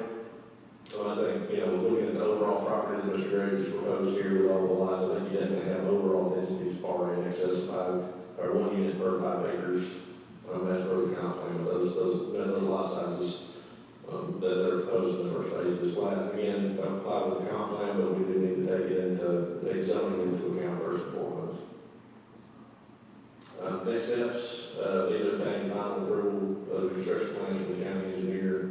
Any required permits for DDEC need to be obtained and get final plat approved. Once the subdivision plat is recorded, they can obtain permits. So, Mr. Chairman, there's, again, motions on the screen. There, the example conditions, construction plan approval, state permits, fees, and install a hydrant for these lots or make equivalent dedication to the volunteer fire department, or obtain variance. And that includes my presentation. Mr. Graves is sitting there. Anyone have any questions, Mr. Graves? Yes, sir. I don't know if this is for Mr. Graves or Mr. Sutter. The water district has water, and the police and fire have acknowledged that they can protect it. Well, the sheriff's department has a constitutional obligation to protect it. They can't not do that, yeah. And for the volunteer fire departments, they're volunteers. We don't have necessarily a mechanism to solicit their input or to make sure that they, have the capacity to serve or whatever. They're volunteers at the end of the day, and as we talked about, there's pros and cons to different approaches, but when they're volunteers, I think and I think for Mr. Silver to some extent there, but I think they're volunteers. I don't know that we can require a commitment from them. Right. And it said septic tanks, but these are leach fields in the back, correct? So, Well, is it a septic storage tank, or is it? no, it's a traditional septic tank. Yes, that shaded area right there is the primary duplicate soil area that's required by TDEC. That's where the field lines will be running, is inside that shaded area. Okay. All right. Any other questions, Mr. Josh, I got a comment before Yes, we move on. If you go to the overall map, you made a statement about there being a potential issue with U-shaped development in the future, and we're getting a series of these where we're not getting the overall plan. And again, I'm gonna get off this subject for just a second, kind of plant seed.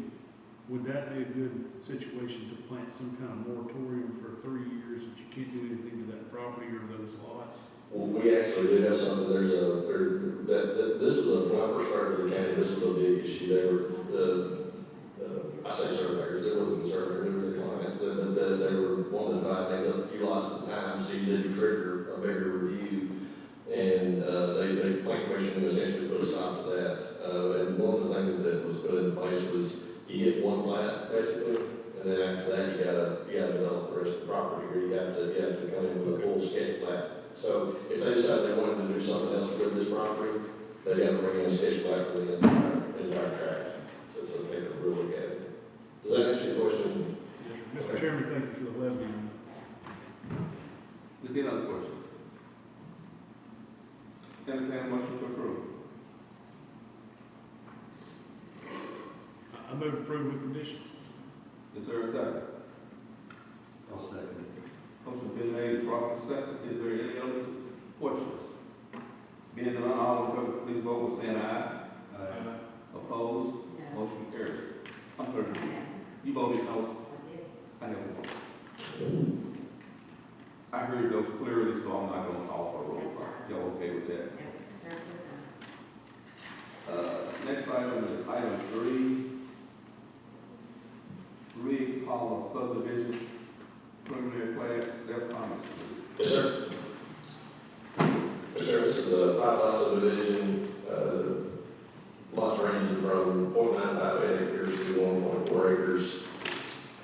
I've got a typo there. 5.46 acres overall on this tract. Riggs Road and Hollow Road, zone rural residential,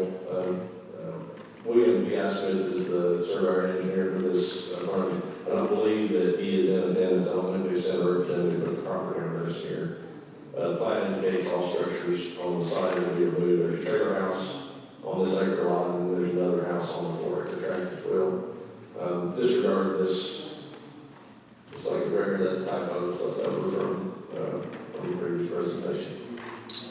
So these two tracts right here are part of this development. This one and this one. This lot right here is not included as under separate ownership. Here's the preliminary plat that's been turned in. Doesn't show the soil areas and all that. That's not absolutely required at this stage. Will be at the final plat. As you can see, there are 1, 2, 3, 4, 5. And again, this lot is already existing right here. All these lots do have steep slopes. They all have star symbols on them, so they are noted as critical lots. Utilities and fire protection. This is another one where White House Utilities has let us know that says right here that this project they cannot supply the requested fire protection, so I cannot be installed. So again, that individual payment is something that is out there as an option if the planning commission wants to allow to do it.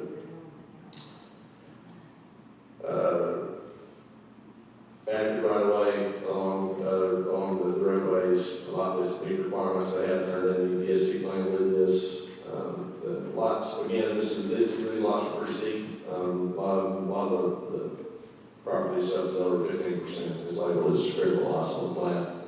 Which that means that each lot will need to have an individual building plan turned in that will be approved by the county engineer. The engineer, we have a form that engineers can fill out where they certify that there will be no off-site drainage impact with their development, and the engineer of record has signed that and stamped it. Essentially, they're taking responsibility. I'm sure there will be any problems. This one is located in the suburban place type. It calls for overall densities of 1 unit per acre.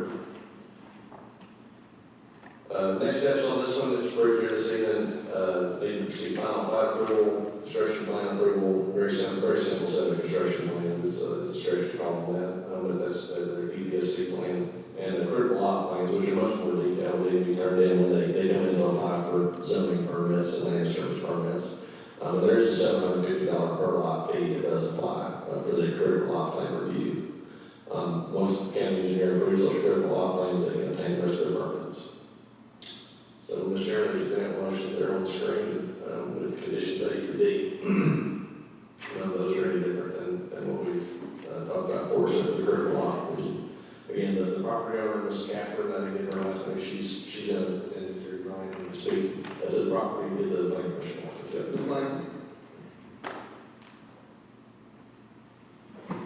Do you want to speak, or do you have a question from Ms. Lang? Since our surveyor's not present, she probably maybe can answer those questions.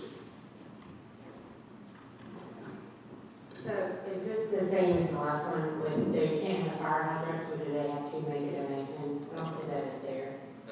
You're right, yeah, that's a good catch, we should probably add that. And I'm gonna go on record because I want to say, you know, people are developing these subdivisions, and then the real estate agent lists them. This is a buyer beware. You don't have a fire hydrant, your house catches on fire, it's gonna go to the ground, because there's not access to water. That's why I voted no on the last one, so that's why I'm going to vote no on this one. So I want that to be stated. I think it's you know, if somebody came in and wanted to build a house and they're like, okay, and I want to have a fire hydrant, and I'll take that chance. If I was interested, okay, I would even insure it in some place, but I just want that to be stated that I think this is ridiculous.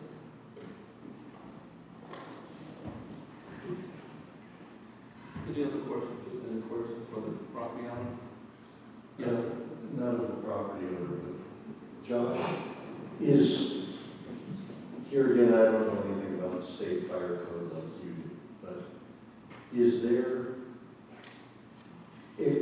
increased distances between homes ever required in the state because of what Commissioner Miller just brought up? Well, the first thing is that the county has never adopted a fire code. And so we don't, even if there were provisions like that, they wouldn't apply to us because we haven't adopted it. Right.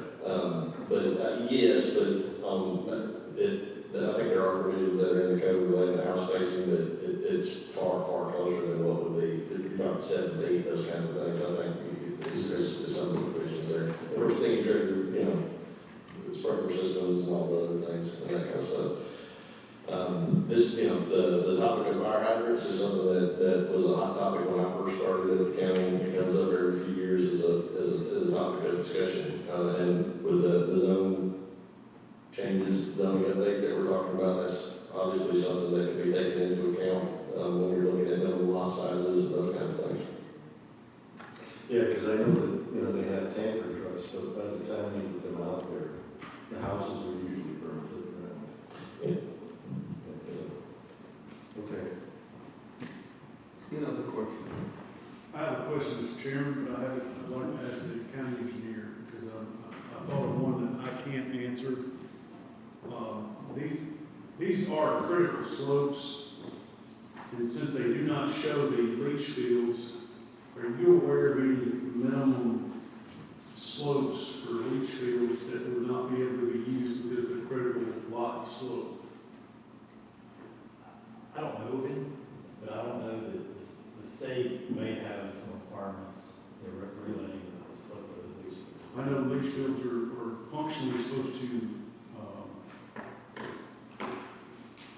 anything with that term, infiltrate, thank you, into that leach field soil. And with it being such a steep slope, you'd have to go deeper and flatten it out. So I'm just concerned about, with there are no leach fields shown on the plan, and without having that knowledge in my head, if these critical lots can actually be served by septic. That's typically, in the past, if I'm thinking about the same thing, in the past, the state individual that approves that would verify that that's, because I just appraised some lots that several years ago they were approved, but the guideline is strengthened, so therefore they're not buildable lots. And my concern is, since it's not shown on the plans, the leach field isn't, I'm not 100% confident that it can be passed through the leach field because of those slopes. And that's why I asked the question, and I'm not at all trying to belittle the city, the county engineer, because I, myself as an engineer, don't know the question, answer that question. One thing is that at the final plat stage, the surveyor is required to show the septic field location at that stage. And so the plat can't be recorded if lots won't burn. And so, you know, that would have to be taken into account on the critical lot plan that they do turn in. That would have to be shown, and the house would be have to be a certain distance from the septic field and all that. I think the question is, would you feel comfortable if it was shown on the final plan? Yes. Okay. It'll have to be. And So that would be a requirement of the final plan. because I think it's not required. Right. It's just not necessarily required. Yes, that's correct. Okay, we're at, Biggs Hall. I don't know if we can get Rick's on. Yeah. Is there any other questions? Yes, sir. So let me confirm with Mr. Sutter, by right, these lots are all legal. They've met every requirement. Yes, sir. If the planning commission wants to do a deferral, to have the septic area shown, I don't think that's an absurd, request necessarily. Like I said, there's another step in the process where that will have to be shown. And so, however the planning commission will want to do it, but otherwise, yes, sir, the minimum requirements of the county subdivision regulations are very after this. I'd like to make a motion to defer till the septic system issue is absolutely certain. I don't want to see them spend any more money than they have to until that is figured out. If you will, speak that, your motion will. Oh, my motion is to defer. It's deferred. There is a motion on the floor to defer to the next regular meeting. Is there a second? Motion properly second. Is there any other discussion? Do you have any comment? I mean, it'd be allowed for her. Sure. I think that's out of order, but Big pardon? I think that's out of order. I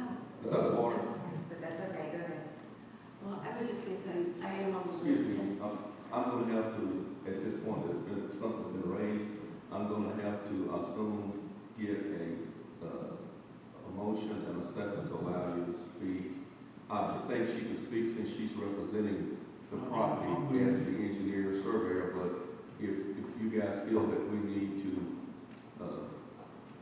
do it properly, It does seem to make a be a motion short to, yes. but the reason I think that she would not, because she's actually the representative slash owner, but is there a motion to allow her to speak?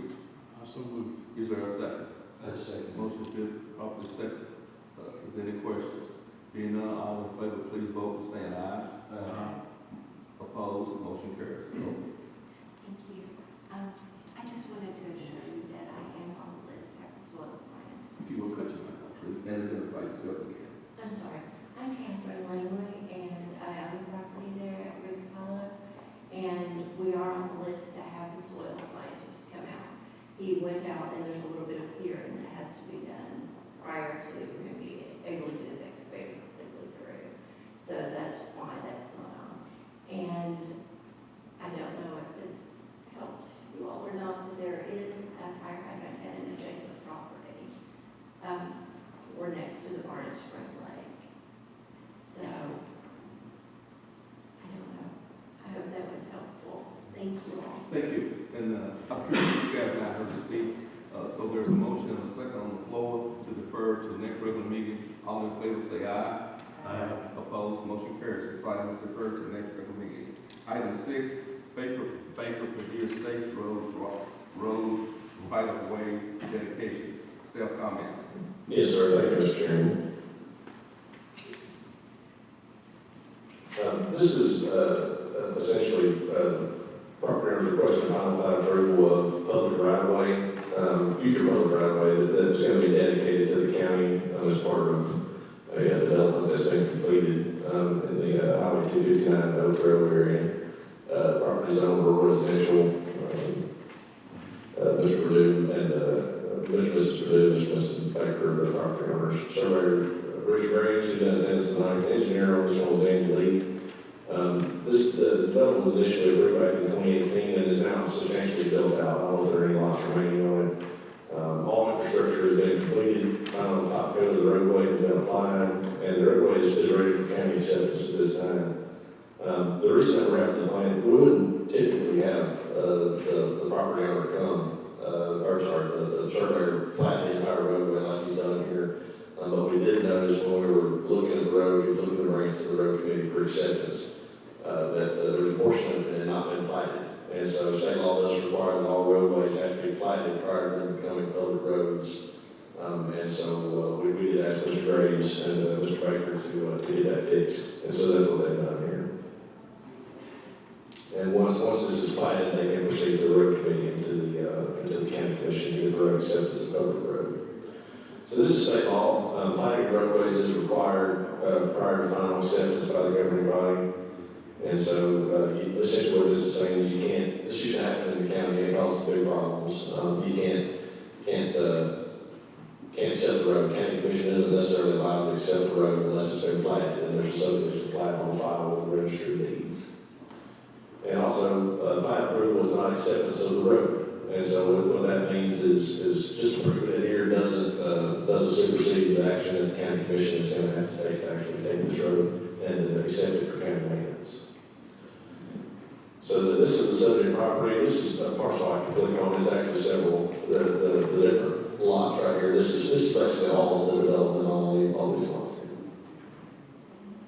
Sketch plat was approved back in 2018. As you can see here, it was a little bit more ambitious than what actually ended up being constructed. Phase 1 of the preliminary plat came through. You can see what was done right here. Essentially, the 5 lots were platted, and this road strip was shown. It's just a part of the track. And so what ended up happening was this never got platted as public right of way. And so that's really the reason that they're here today, is just to fix that and make sure it's clear. These are the different phases of the development over time. This is phase 4 of the final plat, the last phase. This is what they actually constructed. And again, this segment right here just never got platted. So it's just to clarify that it's been taken care of. This is the final plat. It's been submitted by Mr. Graves to our office. And this is a good practice, to have the planning commission basically, accept a roadway like this and record a final plat for it, prior to going to the road committee. So I went out there last week, I guess it was, and took some pictures. The roadway is done, although it hasn't been done for a long time. Top coat is down. I don't know whether we're past the warranty period yet. There may be a small surety, a 10% surety that we held by the highway department for another year. But the road is done, the shoulder is in, and everything's in good shape. And it could work in order. This is one of the roadways that was inspected throughout the process by the county. Really was the first time that had ever happened, probably, where the county actually inspected the road as it was installed, once every step along the way. And punch list has been completed, everything has been installed, as traffic signs and markings are in like they're supposed to be, all that.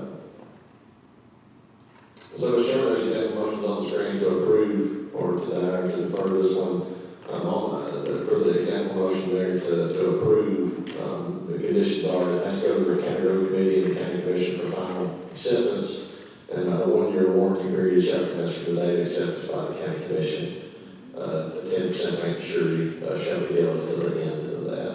And on the denial thing, I did add a note there just to clarify, this does comply fully with the county's regulations. There are no grounds to deny this particular item that I'm aware of. Any questions for the engineer or Josh or anyone? If not, I entertain a motion to approve. Motion number Have a one. motion, sir, second. Have a motion and a second. Any questions? Being none, all in favor, please vote by saying aye. Opposed, motion carries. Item 7, Brown Springs, sketch plan, staff comments, please. Sir. Thank you, Mr. Chairman. This is a proposed subdivision located on Brown Mill Road. Applicant developer is Donald Degree, represented by C.J. Morrell, 615 Design Group. Again, located on Brown Mill Road. This particular parcel is on rural residential, 40,000 square foot minimum lot size proposed. 33 lots overall on 66 acres. Utilities, Castaic Springs, Bethpage, utility district, cover electric septic tanks will be installed for these. There's no step system proposed. Septic permits are good, the building permit stage. One note we put on for these sketch plans, this provides the planning commission with information and opportunity for input. There are no vested property rights necessarily conveyed with sketch plan approval. This is just kind of put it into context a little bit. This is Brown Mill Estates right here, and this is one of them that I was kind of talking about, the loop road phenomenon. This actually is not a configuration as the assessor's office just hasn't updated information yet. This is actually a 26 lot subdivision that loop road was built to accommodate. So you have basically 1 acre density there next to it. This is US 31E. You see down to the south, you have a floodplain and a truckway down around Bryce Lane. This is the sketch that was turned in. You see essentially cul-de-sac street coming in off of Brown Mill Road, right here. There's some larger tracts. These are basically 40,000 square foot lots here today. Several acre tracts here, and 3 5-acre lots as well. There's a total of 30 lots that are directly accessing the proposed cul-de-sac, which is a proposed county roadway. They put their lot sizes, I doubt anybody can read those up there. It's a little bit blurry, but again, lots range from 1 to essentially 5 acres. Comprehensive plan. This is right on the edge of the suburban. For some reason, there's a little edge of suburban right there across Bryce Lane. That definitely takes in the Brown Mill Estates subdivision next door. I think this particular lot may be in the rural place type. I drove down and took a look at it.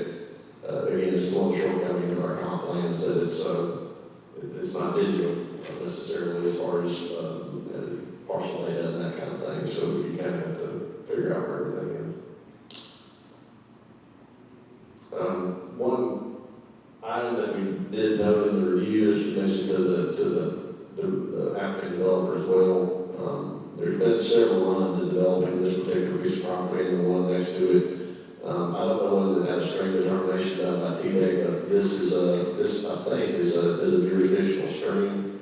It's going to flow through the back of these lots that will have to be set aside as a required creek buffer. Typically, the way that would be handled is that the creek buffer is set aside as common open space that's owned by the homeowners association, and so that can't be included in your overall lot size calculations.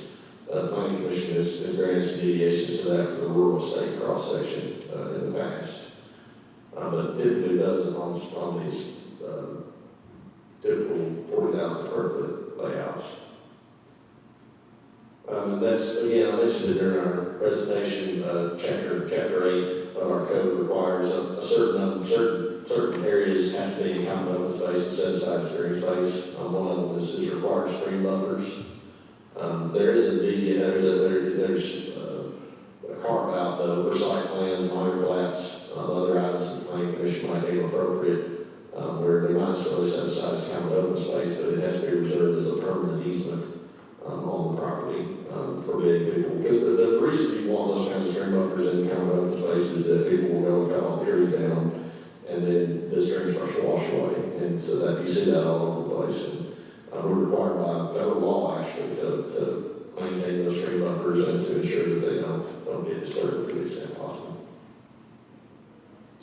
Roads, talk a little bit about the characteristics of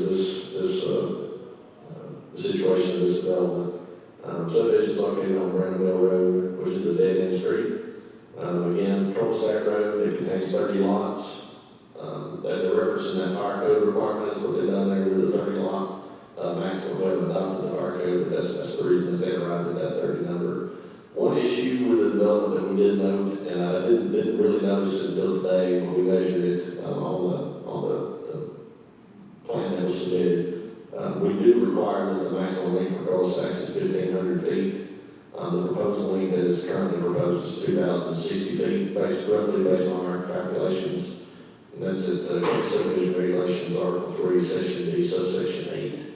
And so that maximum, that is a deviation that they're not complying with the subregs there. This particular deviation, though, is if you do the rural estate cross section, if everybody knows what that is, narrower road, bigger lots, it does not apply to that division. Our subdivision regulations do state that. They'll need to obtain a variance for this, or they'll need to shorten the road and lose some lots. Basically, it is their option here. So this thing will need to be redrawn to accommodate that.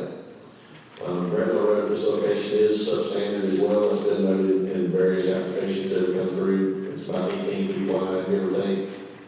Planning Commission may require widening along the road frontage if it's deemed appropriate. For 30 lots, it might not be, but it may be. This is what I was talking about, the deviation to our subdivision regulations. And what it says is we discourage cul-de-sacs to some extent. Road connectivity is generally encouraged, except within that rural estate cross section where it's really intended to be kind of an enclave kind of a thing. And so they would be exempt if they filed this under the rural estate provisions of our code, but as it is, it does not comply as is shown. Drainage, the development will require applicable state permits. NOC is notice of coverage. There's a permit that if the state and ARAP is an aquatic resources alteration permit, then they'll probably have to get an ARAP for the stream in the back of those lots. They may not, but it's possible. One thing also to note, there's a culvert crossing along the road frontage with this particular property that's been noted as a flooding issue in the past. And so it's undersized and it's in pretty bad shape, I think. And so previous applications have committed to fixing that culvert, putting the box in. That's something that probably ought to be looked at with this application as well. And we know so much about this development because we had several applications filed on it, and it's just one of those things that we're aware that culvert is something that the neighbors they have let us know this is a pretty good problem, and they provided pictures of flooding and that kind of thing. Detention is shown on site, so that will need to be restricted to county standards, and at the preliminary plat stage, A full set of construction drawings would be approved, or would be required to be turned in. Cascade Springs Bethpage Utility District, several fire hydrants will be necessary for this subdivision. They'll need to get that water availability letter and everything, the fire pressure availability letter at the preliminary plant stage. Past applications have indicated that there's water availability and hydrants can be installed. This is served by the volunteer fire department for that area. Again, we don't have any role in working with them necessarily in a formal way to ensure that they serve the area, but it's just what they volunteer to do. And again, lots will be served by septic tanks. Next steps, we'll need to receive preliminary and final plat approval from the planning commission. At the preliminary plat stage, they'll need to turn in an EPSC plan and any other requirements related to stormwater management will need to be met. But probably before the next step, so the deviation I know with the cul-de-sac length, that will need to be addressed as well. Excuse me. So, Mr. Chairman, there's an motion on the screen to approve this with or without conditions, or to deny it based on non-compliance, or to defer it. But if it's going to approve there, we do just simply require that all the counties requirements are met, so a blanket statement, and they shall be required to maintain open space, which is required to have a detention pond and that kind of thing. So that's my presentation. Thank you.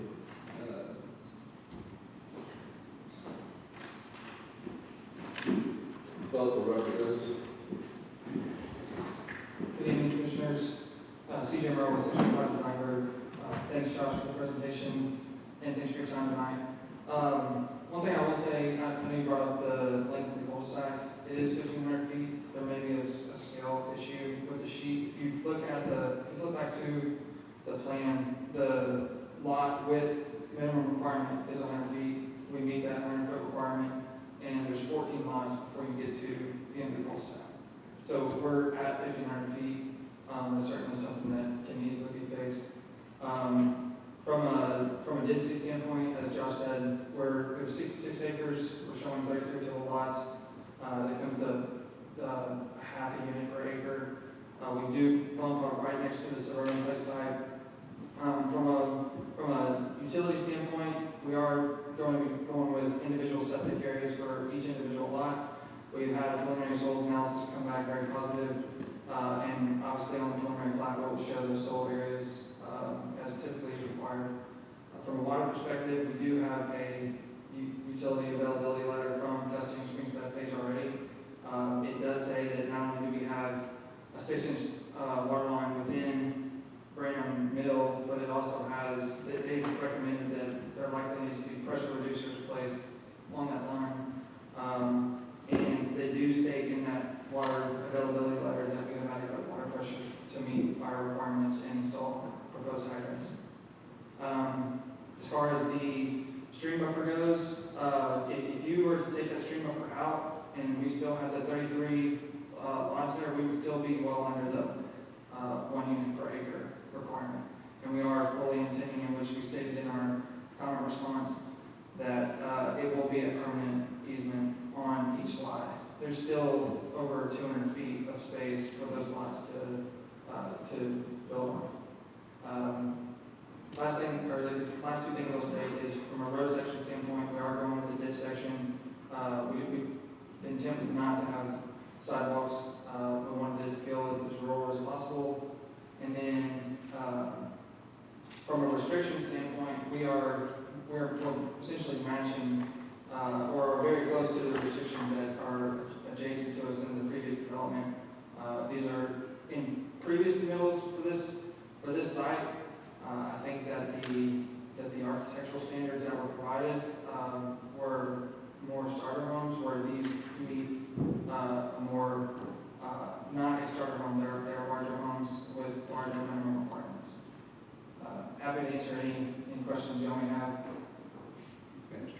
Yes. Yes, sir. So I wanted to clarify. And so I think what we did, and I apologize if I caused confusion there, what we did, CJ, is and Marshall, tell me if I'm wrong, I think what we looked at the scale that you had down here and utilized that to measure. Is it just that there was a scale issue down here and that was not right? Okay. Yes.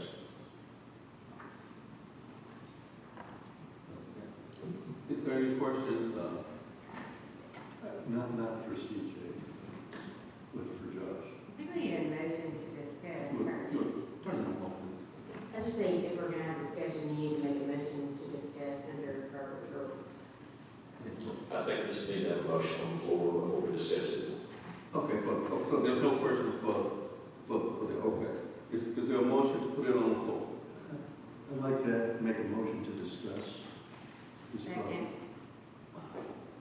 I think technically we need a motion to approve or disapprove, then we can discuss it rather than a motion to discuss. Is that? You can actually have a motion to discuss before you bring the material motion in, but Okay. to give you on that, yes. So, okay, so the motion is to discuss. Is there a second? Second.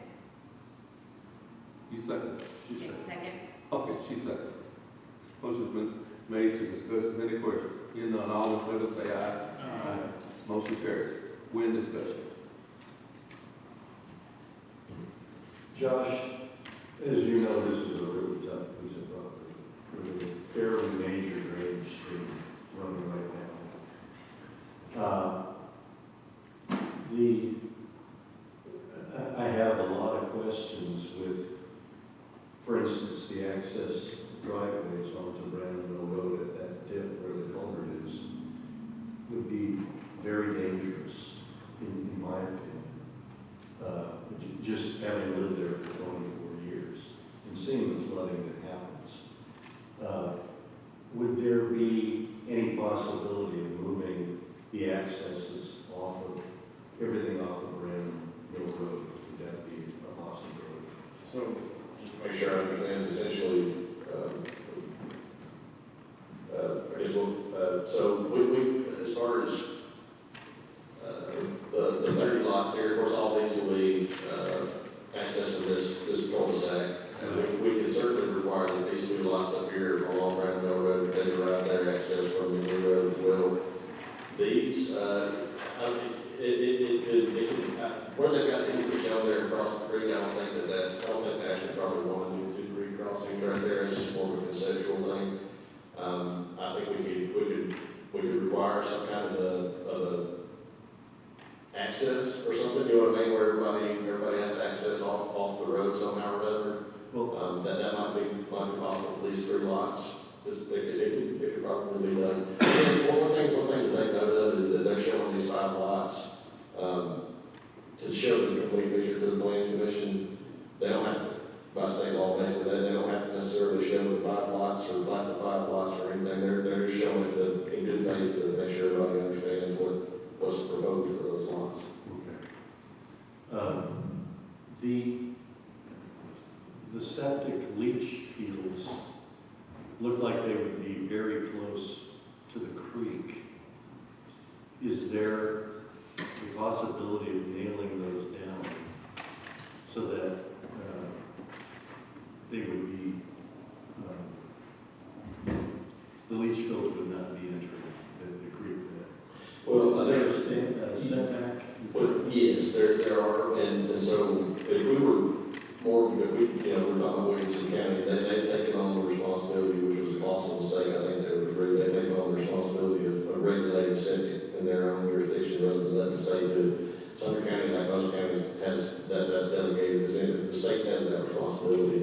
And so, yes, there are buffering requirements for the septic fields. They'll have to be, if we had this as the creek buffer as a drainage easement, which we typically do, there would be a buffer off of that for the septic field. So I think they'd have to stay at least 20 feet away from that drainage easement. And so anything related to those septic tanks or drain fields will have to comply with all of the state's requirements in order for them to sign the plat, in order for them to agree to it. Okay. Yeah, and that'll fall under their purview. And then that's something that is a little later in the process of the sketch plat. Okay. The state won't review it right now, essentially. They won't do it. Until it's sketch plat. They'll have to go get further into the process to get it reviewed. At least that's my understanding. Okay. And this is in the general plan. This is a 5-acre area, but these are 1 acre That's right, so there is the conflict we talked about, yes, sir, that's correct, that the comprehensive plan calls for one thing and the zoning still calls for something else, yes, sir, that's correct. Yeah. That entire road is 2.5 mile dead-end road. Yes, sir. And until 2018 was all 5 acre minimum lots. So, where in the process does the culvert across Brandon come into play? That would be the next stage of the process. They'll need to submit their preliminary plat and construction plans. And so we require a full set of construction drawings with the preliminary plat. They're going to be building a road, drainage infrastructure and all that. That'll all have to be addressed in. That culvert at the preliminary plat stage will have to be looked at as well. And they'll have to, if the planning commission wants that, I'm of the opinion that now is the time to have that addressed. And so, at the preliminary plat stage, we would want them to look at that culvert and within the construction plans to show that culvert being fixed with an adequately sized box or whatever the county engineer feels like is appropriate. The land falls off quite hard from Brandon Road, on that side of the road. I guess, CJ, this would be a question for you or the owner. How do you feel about a green buffer along Brandon Mill Road? There's already one. Is that a possibility? I could see us being able to incorporate it into the two smaller lots that front, and I believe the intent is for those two lots that come onto the proposed road to tie in and have a driveway onto that new road. I think we have a possibility of having a buffer along the road. As Josh mentioned, the 5 acre tracts on the east side, obviously we're showing as just so that y'all get the bigger picture.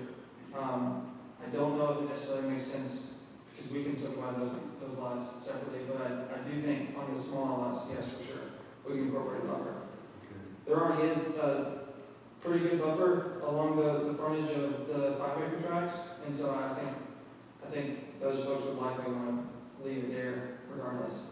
And to go back to your point about the driveway, as Josh mentioned, the easement is there just for visual purposes. I do think that it would be wise for us to move it over to that far eastern lot, Yeah. so that they're accessing it from that point, so we're not crossing the creek.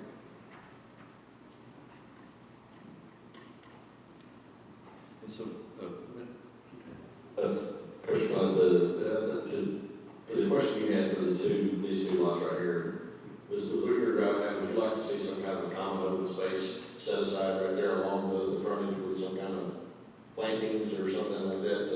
Is that what you're getting at as far as? Yeah, I know after speaking to the neighbors for the last 2 to 3 years on the various developments that have been attempted, that's a major issue. And, you can say right or wrong, it's just what the entire road is accustomed to. So it would be a request, probably from the neighbors to do that.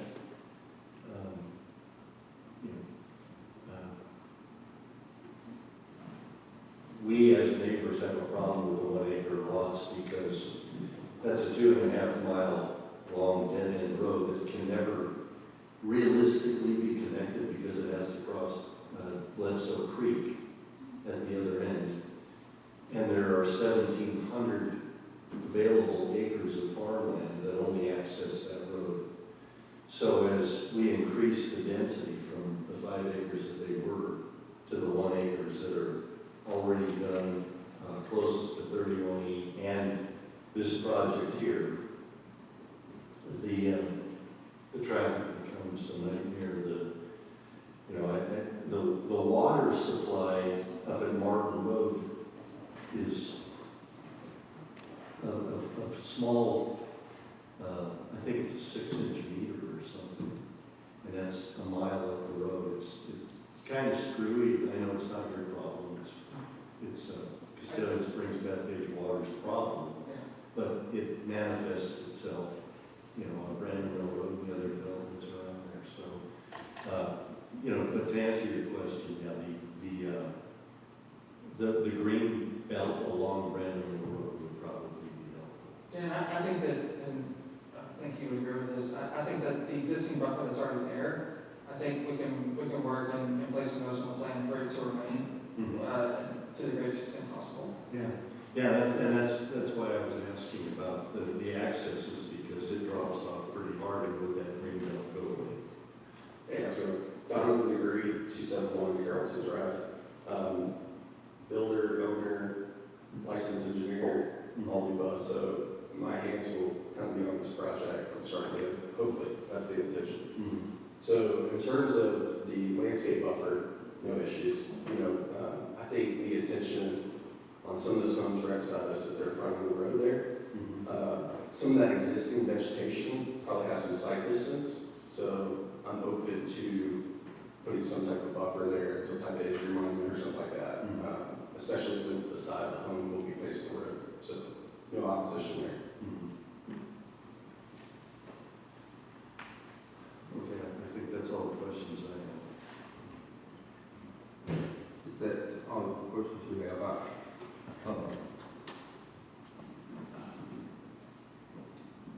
Do we vote to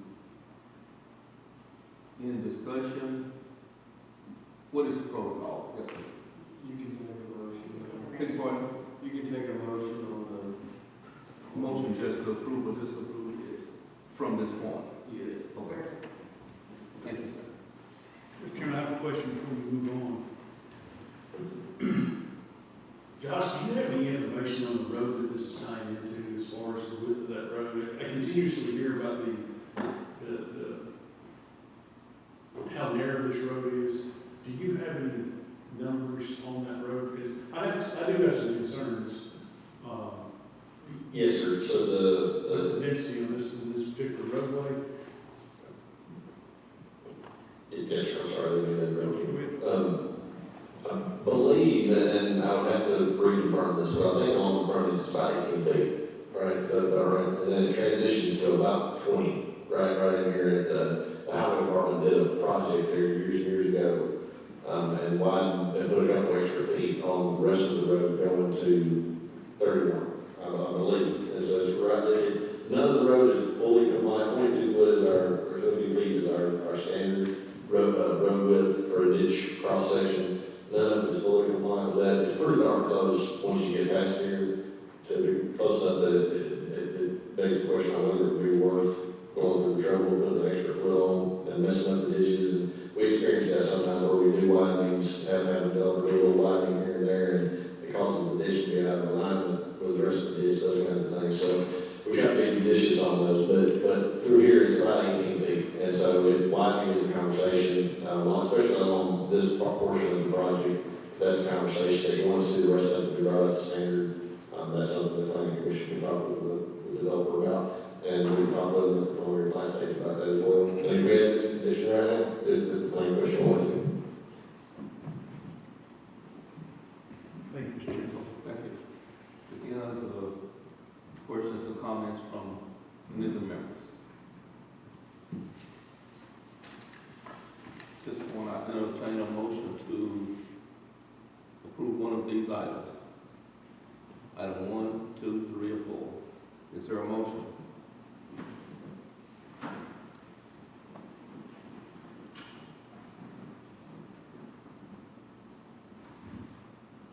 don't think it's going anywhere, but I'll make a motion for item 1 with conditions, but I want to add the condition that the roadway is widened to the 20-ish feet that is adjacent to it. And we also have a condition added on that the landscape easement needs to be shown across the front of the road. And item D to include a landscape buffer as previously discussed.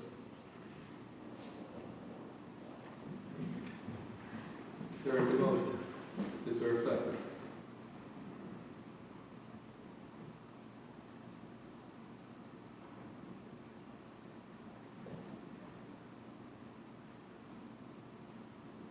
Question. Legal, I assume you've been involved in reviewing because I know that you would need to pause now. The question is about whether the term can second and vote. And I know you reviewed I assume you reviewed the previous bylaws and the current bylaws. In the previous bylaws is what?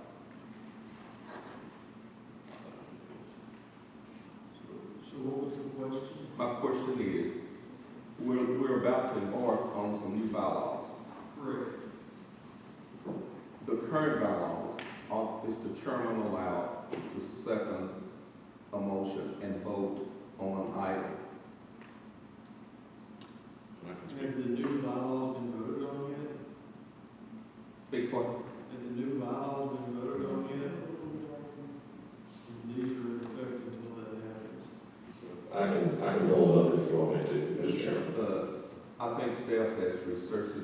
I think because the bylaws are something that we're dealing with, and I assume he's probably researched those bylaws.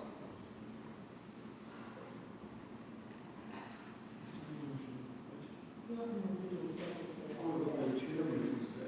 Under the current bylaws.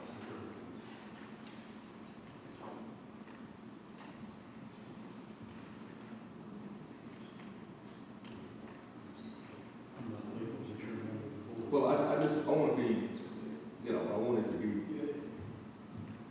So what it says is the addition of the current bylaws, because we have not adopted the new bylaws. The new bylaws are clear that the chairman cannot make a motion or second. And that's going to be a Robert's Rules of Order requirement too, I'm Mr. sorry. Chairman. That's going to be a Robert's Rules of Order issue there as well, a chairman can't second. Yeah, in the current set. And I don't see anything in this bylaws that would be to the contrary.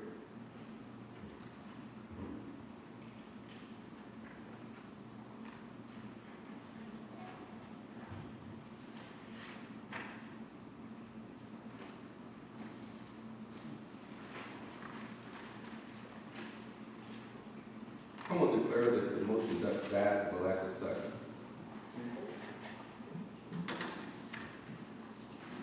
But I do think that's a fair question. I do want to point out procedurally, since if we're going to get into the minutia, all y'all just killed was the amendment. The main motion is still on the floor. So, it's going to have to be. Haven't seen. That all has to be amended. I'm still confused. The motion died for the lack of second.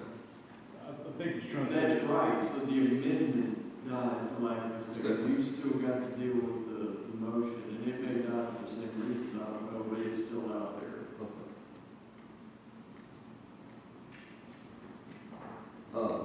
Is there I was confused from the beginning. You're basically back to. There's a motion on the floor for discussion, Correct. and I asked you about how to move forward. You indicated that at this point, all we needed was a motion to approve or deny. I understand that, but his motion to approve, when it was a contingent motion, it was to approve it contingent upon several things. So really what you've done is, he's approved with an amendment. So y'all need, now that the amendment, since nobody seconded it, y'all need to go back to your 1 through 4 and either kill it, entertain a new motion, or it dies the second, but you're really not completely out of this decision-making process that Josh has put up. Okay. So, what do I need to do to move forward? I'll make another motion. You need to make another I'll motion. make another motion. David has my. I was going to make a motion. I would like to make a motion to defer. To defer. To defer based on a revised sketch showing the relocation of the one driveway to the lot and whatever else we discussed.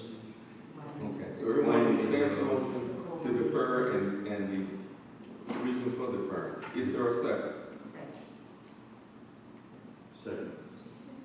There's a second. Any more questions? Being none, all in favor of the deferral, say aye. Aye. Opposed? Motion carries. Item being deferred, I'll send to the next regular meeting. And the next item is Kevin Long and Will Long's septic easement variance.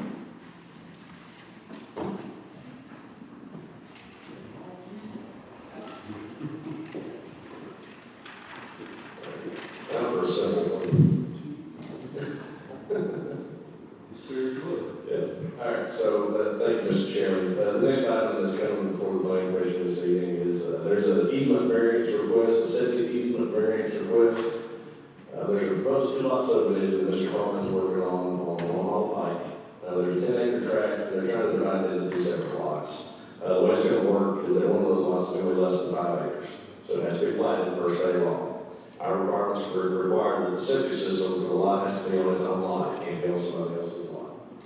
And so Mr. Carmen is drawing this up, and the soils areas are essentially switched. And I don't have to get Mr. Carmen to explain why that is, because I don't really understand. But I have to explain that. They have turned in a variance request per the county subdivision regulations in order to allow those easements to cross lot lines. The reason this is proposed, this is not necessarily a regulatory thing, it's just for the knowledge of the planning commission, it's part of the divorce settlement. And so they're trying to partition this property in a way that everybody gets what they want out of it, essentially. So this is the subject property. We tell everybody that looks at the assessor's maps that it's just for informational purposes. Don't put too much stock in it, and this is an example of that. The lot lines are not accurate here, and so only a survey is accurate. And so Mr. Carmen's survey, what it shows here, and I'll zoom in just a little bit on these 2 lots. You have lot 1 has the septic easement for lot 2 on it, and lot 2 has the septic easement for lot 1 on it. And I'm saying that, and that's the reason for that is that the septic system for lot 1 already exists, and it's here. This is where it is. This back here won't work for another house, and so this is what they got to work for a septic system for this new lot as part of this divorce sale. So it's a very unusual situation. I've never seen anything quite like it, which is the reason we have a variance process. And so what our regulations say is that you're supposed to have your same septic system on the same lot. If it's not, then appeals can be made to the planning commission who can grant an exception. And if it is approved, we just need to be notified that a variance has been approved for this particular situation. And so Mr. Carmen has turned in his variance request. What he says is Mr. Ms. Long are getting a divorce and need to split the property.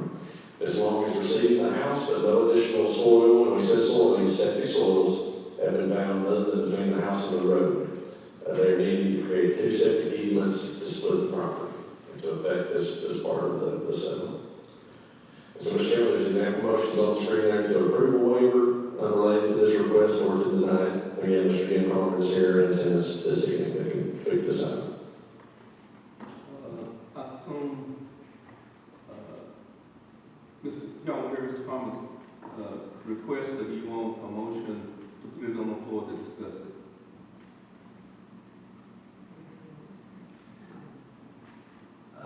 Yeah, I would like to make a motion to discuss it, because I'm confused. There's a motion to discuss, is there a second? Second. Motion been properly second. We're in discussion. During discussion, so this is kind of new ground, is the discussion of the planning commission, or is it discussion of the planning commission and the petitioner? Because typically when you go to discussion, it's of the body itself. So I just need clarification. I don't. Yeah, I think I would like to, are you asking, Eric, or are you asking? I just need to hear. This could be treated like a public comment section where you can extend the rules and allow for some interaction back and forth. Generally, you're trying to avoid that. So you would need to do a motion to suspend the rules. Yeah, that's typically what we do. But I guess my question, Mr. Klein, was the discussion, did you intend for this discussion to be among the planning commission, or did you want to include the representative? My questions are mostly with Josh. I don't know that I would need to talk to the person who owns the property or his representative. I'm a little confused about the drawing and the codes and zoning in the area, so if that's okay. Josh, is there any requirement in here to have 5-acre lots? In that area, I need to look, I didn't, for whatever reason, I didn't, this is one that I neglected to pull the comp plan on this particular one. As far as zoning, no, it is a 40,000 square foot minimum lot size in that area. Yes, sir. Okay, so there's no requirement to split it in half. Right. So, is there cross areas where these septic systems are actually overlapping? It doesn't look like it from the drawing, but I'm just trying to understand. I think if I'm interpreting the question correctly there, are you saying, like, let's say they're building a house here, how are they gonna get their septic line to this? Are they gonna have to build across the other guy's septic system? Well, so this septic field is for this property? Yes, sir. That's And correct. this septic field is for this property? Yes, sir, that's correct. Why don't they just reverse it? Because this particular this property right here already has its field lines right there. This house exists right now. Right. This is where the septic system is today. And the septic system above it is not yet built? That's right. It's just a mound soil area, yes, sir. Yeah. Oh, okay. Right. Yes, So there, Yeah, I'm trying to speed up this. Is there a question from him? Do you want any comments from the representatives, or are we? I'm fine having a comment from the representative, because I mean, I understand the problem with the parking and that septic system. It just seems like this is creating all kinds of problems for future owners when they could just swap leach lines, at least where the septic tank is. So please. Okay. Yes, it would appear that would be correct, and I wish that were correct. The issue is, from TDEC's perspective, is that the existing system requires too much ground to be put in the area up there. In other words, it will not fit. This is like a 5-bedroom house, and there's only enough room in that front area right there for a 3-bedroom system. So that lower system has to stay with the house because of its size, if that makes sense. That must be properties of parking, because the new system looks like it's larger than the old one. Yes, that is because of the type of soil and the rate of absorption and stuff like that, and also just because of the fact that the new one, the old one is already in, so we know exactly how much area it takes and its duplicate takes, whereas the new one is not in, so they make us cover more area for the just in case aspect. Josh, have you ever seen this before? I've definitely seen lots of for 5-acre tracts, again, they don't go to the planning commission, so you see all kinds of weird stuff that gets done, no offense, Mr. Collins, but you'll see septic systems across lot lines and stuff like that a lot on, with private lots, we clamp down on it pretty hard, so when y'all see them is when I see them, basically, we don't allow it otherwise. I'm not seeing anything where both systems are flipped, like, no, I've never seen anything quite like it. But ultimately, they have no, I will say this, my understanding is that there is no other alternative. That I don't think it's feasible necessarily to just, to disconnect this septic system right here, and then tie this one back onto it when they build the house someday. I don't know whether that can be done, I don't know, I have to refer to Well, it could be done. The problem is that the existing house is too big to do that. I see. It's too big. Or if it was a 3-bedroom house and had a 3-bedroom septic system and approval, they would have cut the old one off and put a new one right in front of the house. The problem is it's not a 3-bedroom house, and TDEC says there is not enough room to move it anywhere else on the 10 acres. And so basically, this house has too many bedrooms to use this system. So I guess they can disconnect it if it was feasible, but this is a 5-bedroom house. And so it just won't work there. And so essentially, this new lot right here, becomes unbuildable if this is denied. This is it's a case in point of when a variance, the variance provisions are in the code when there's no, it's not for convenience. It's situations like this where it's like, there's nothing else that can be done, and we tried everything we could do, which it sounds like Mr. Carmen has. That's the only time it's appropriate to approve a variance. Okay, so for my clarification, the upper leach field cannot be expanded on because of setbacks? I think this, so in other words, you can't move it further this way. Right. I think it's because it's so good that soil won't work. Yes, Yeah. we've had the whole 10 acres went over by a soil scientist. The only strip of good dirt is that strip that is all up and down right there on the bench right there. It cannot be expanded either direction. We've had it thoroughly went over. Okay, is there some sort of a legal instrument that, I mean, this looks like a nightmare coming down the road for as soon as somebody sells their property. Well, actually, and once again, what Josh said, you don't usually see these because they're over 5 acres. We actually do this all the time. But when we put down, providing this gets approved and the variance is approved, we will be putting down a final plat through your office here that will have all this documentation on it. And then we'll say that you approved the variance allowing this to be done. Will the deeds reference the, Well, the deeds will reference the recorded plat. I mean, the plat will be I recorded. understand that, will there be a separate acknowledgement in the deed? I mean, I guess there could be, but it's one of those. Is what you got. I know, but I mean, I guess there could be, it could be spelled out, but it's one of those, a picture is worth 1,000 words kind of things. There'll be a recorded plat where you can run off a copy and see every easement that's on the whole property. Which will come up in the top search. And that's how I make my living, is people thinking everything's cinched up in a bag. So What is the leach field number 2 rated for? It will be rated for a 3-bedroom approval. That will be included on the plat for lot 2? Yes, sir, the TDEC will have to approve that and sign off on that.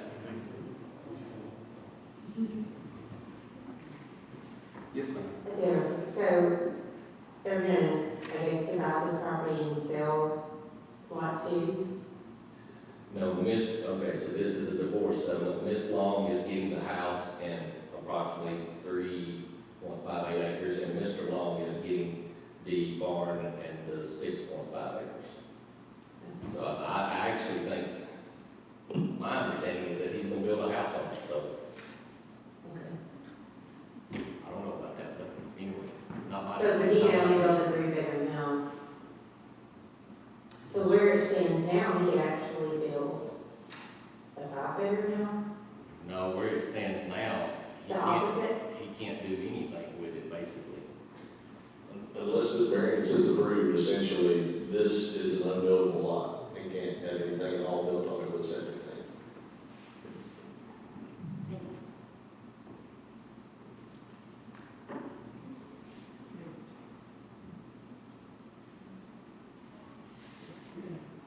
What's the will of the body?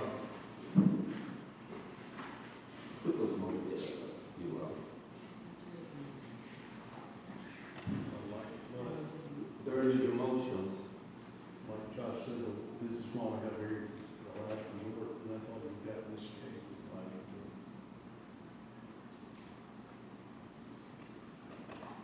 Is there a motion? I'll take the board.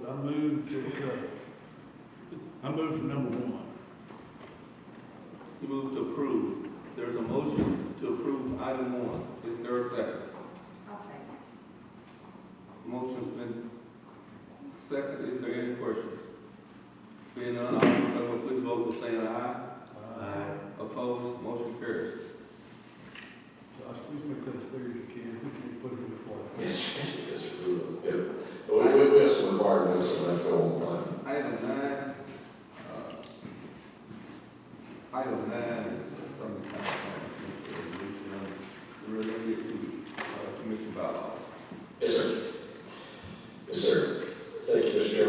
planning commission's current bylaws have not been updated since the late 1990s. I think it was 1999 when they were done.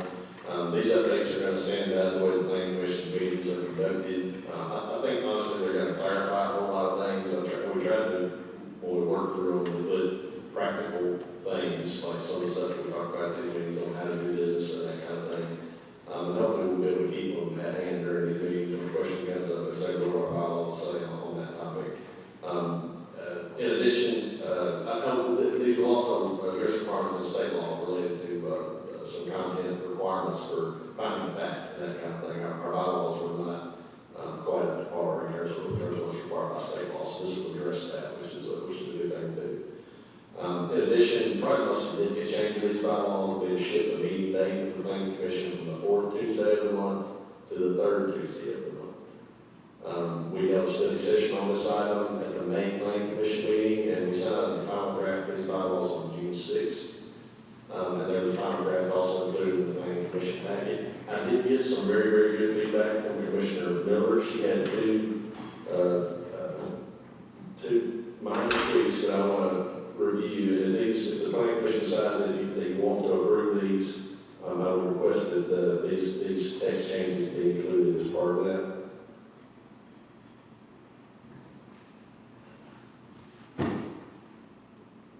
So this is the document that was placed in the packet. Has some whereas clauses, basically justifying the need to amend these bylaws. I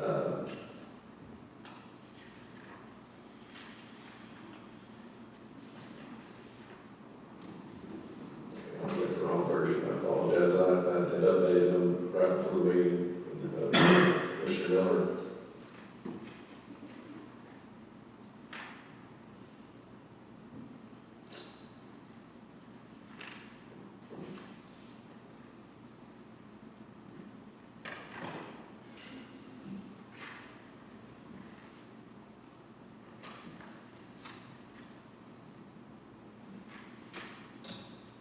I'll just point out the text changes, Mr. Chairman, if it's okay. I've got them saved somewhere, but I say them in a place that I can't find them right now.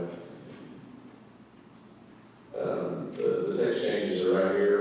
In Article 2, it states that membership shall conform to Tennessee Code annotated and the County Commission Resolution 2211-06, which sets up the membership number, how many members and all that, terms and that kind of thing is established by the County Commission. So I would request that this text be added. And then,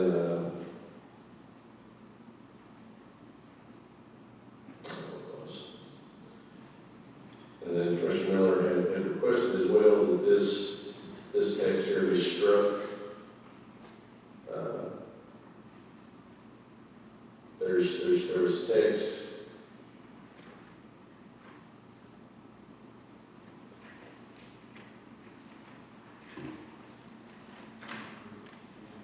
Right here. Determination that there will not be adverse effect upon adjoining property owners. And the language here, unless such adverse effect can be justified by the public good or welfare, she requested that be struck, and we don't have any problem with that. And so we requested that change be made as well, otherwise that be approved as was stated in the meeting package, Mr. Chairman. Sure. Okay. I assume everyone had an opportunity to review them, accept those changes, are you comfortable with them? If so, I entertain a motion to approve. There's a motion, now second, any questions? Being none, all in favor, please vote by saying aye. Opposed, motion carries.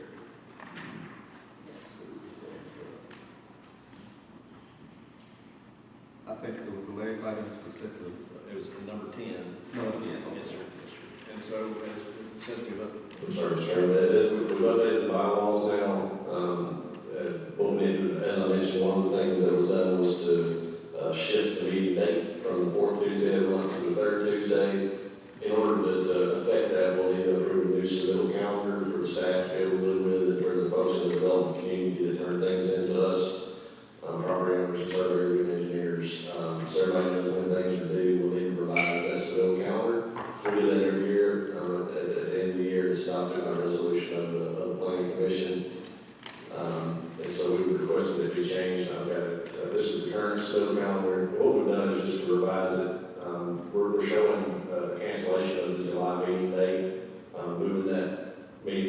is gonna cause a lot of chaos if we don't cancel that July meeting.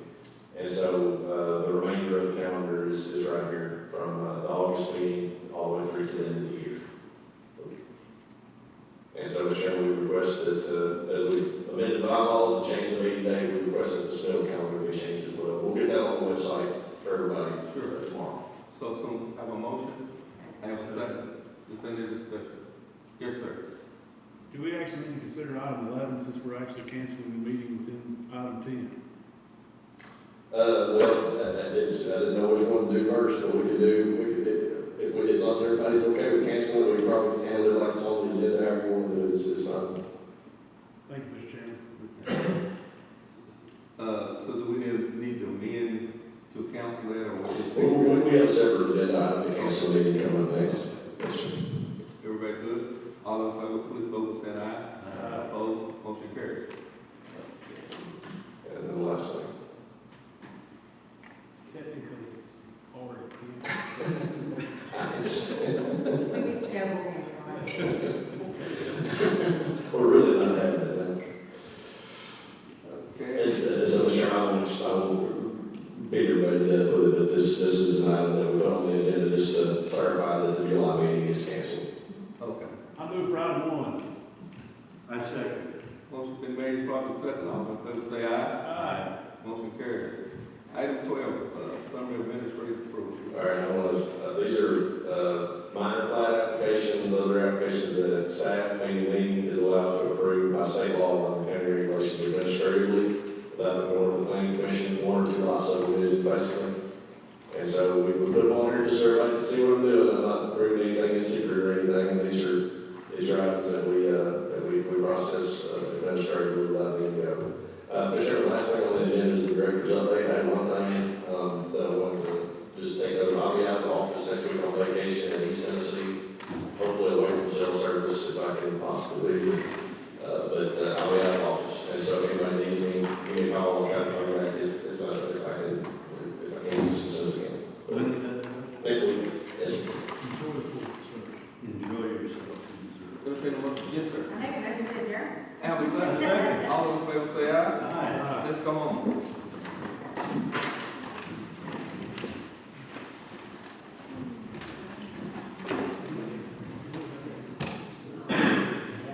Let's go baseball.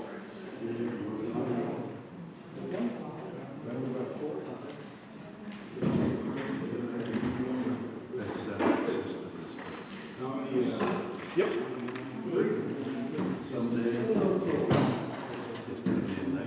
It will only be a mess except the field will fail. Yeah. It involves somebody's front yard. Just the initial. I wouldn't build a house next to my ex-wife.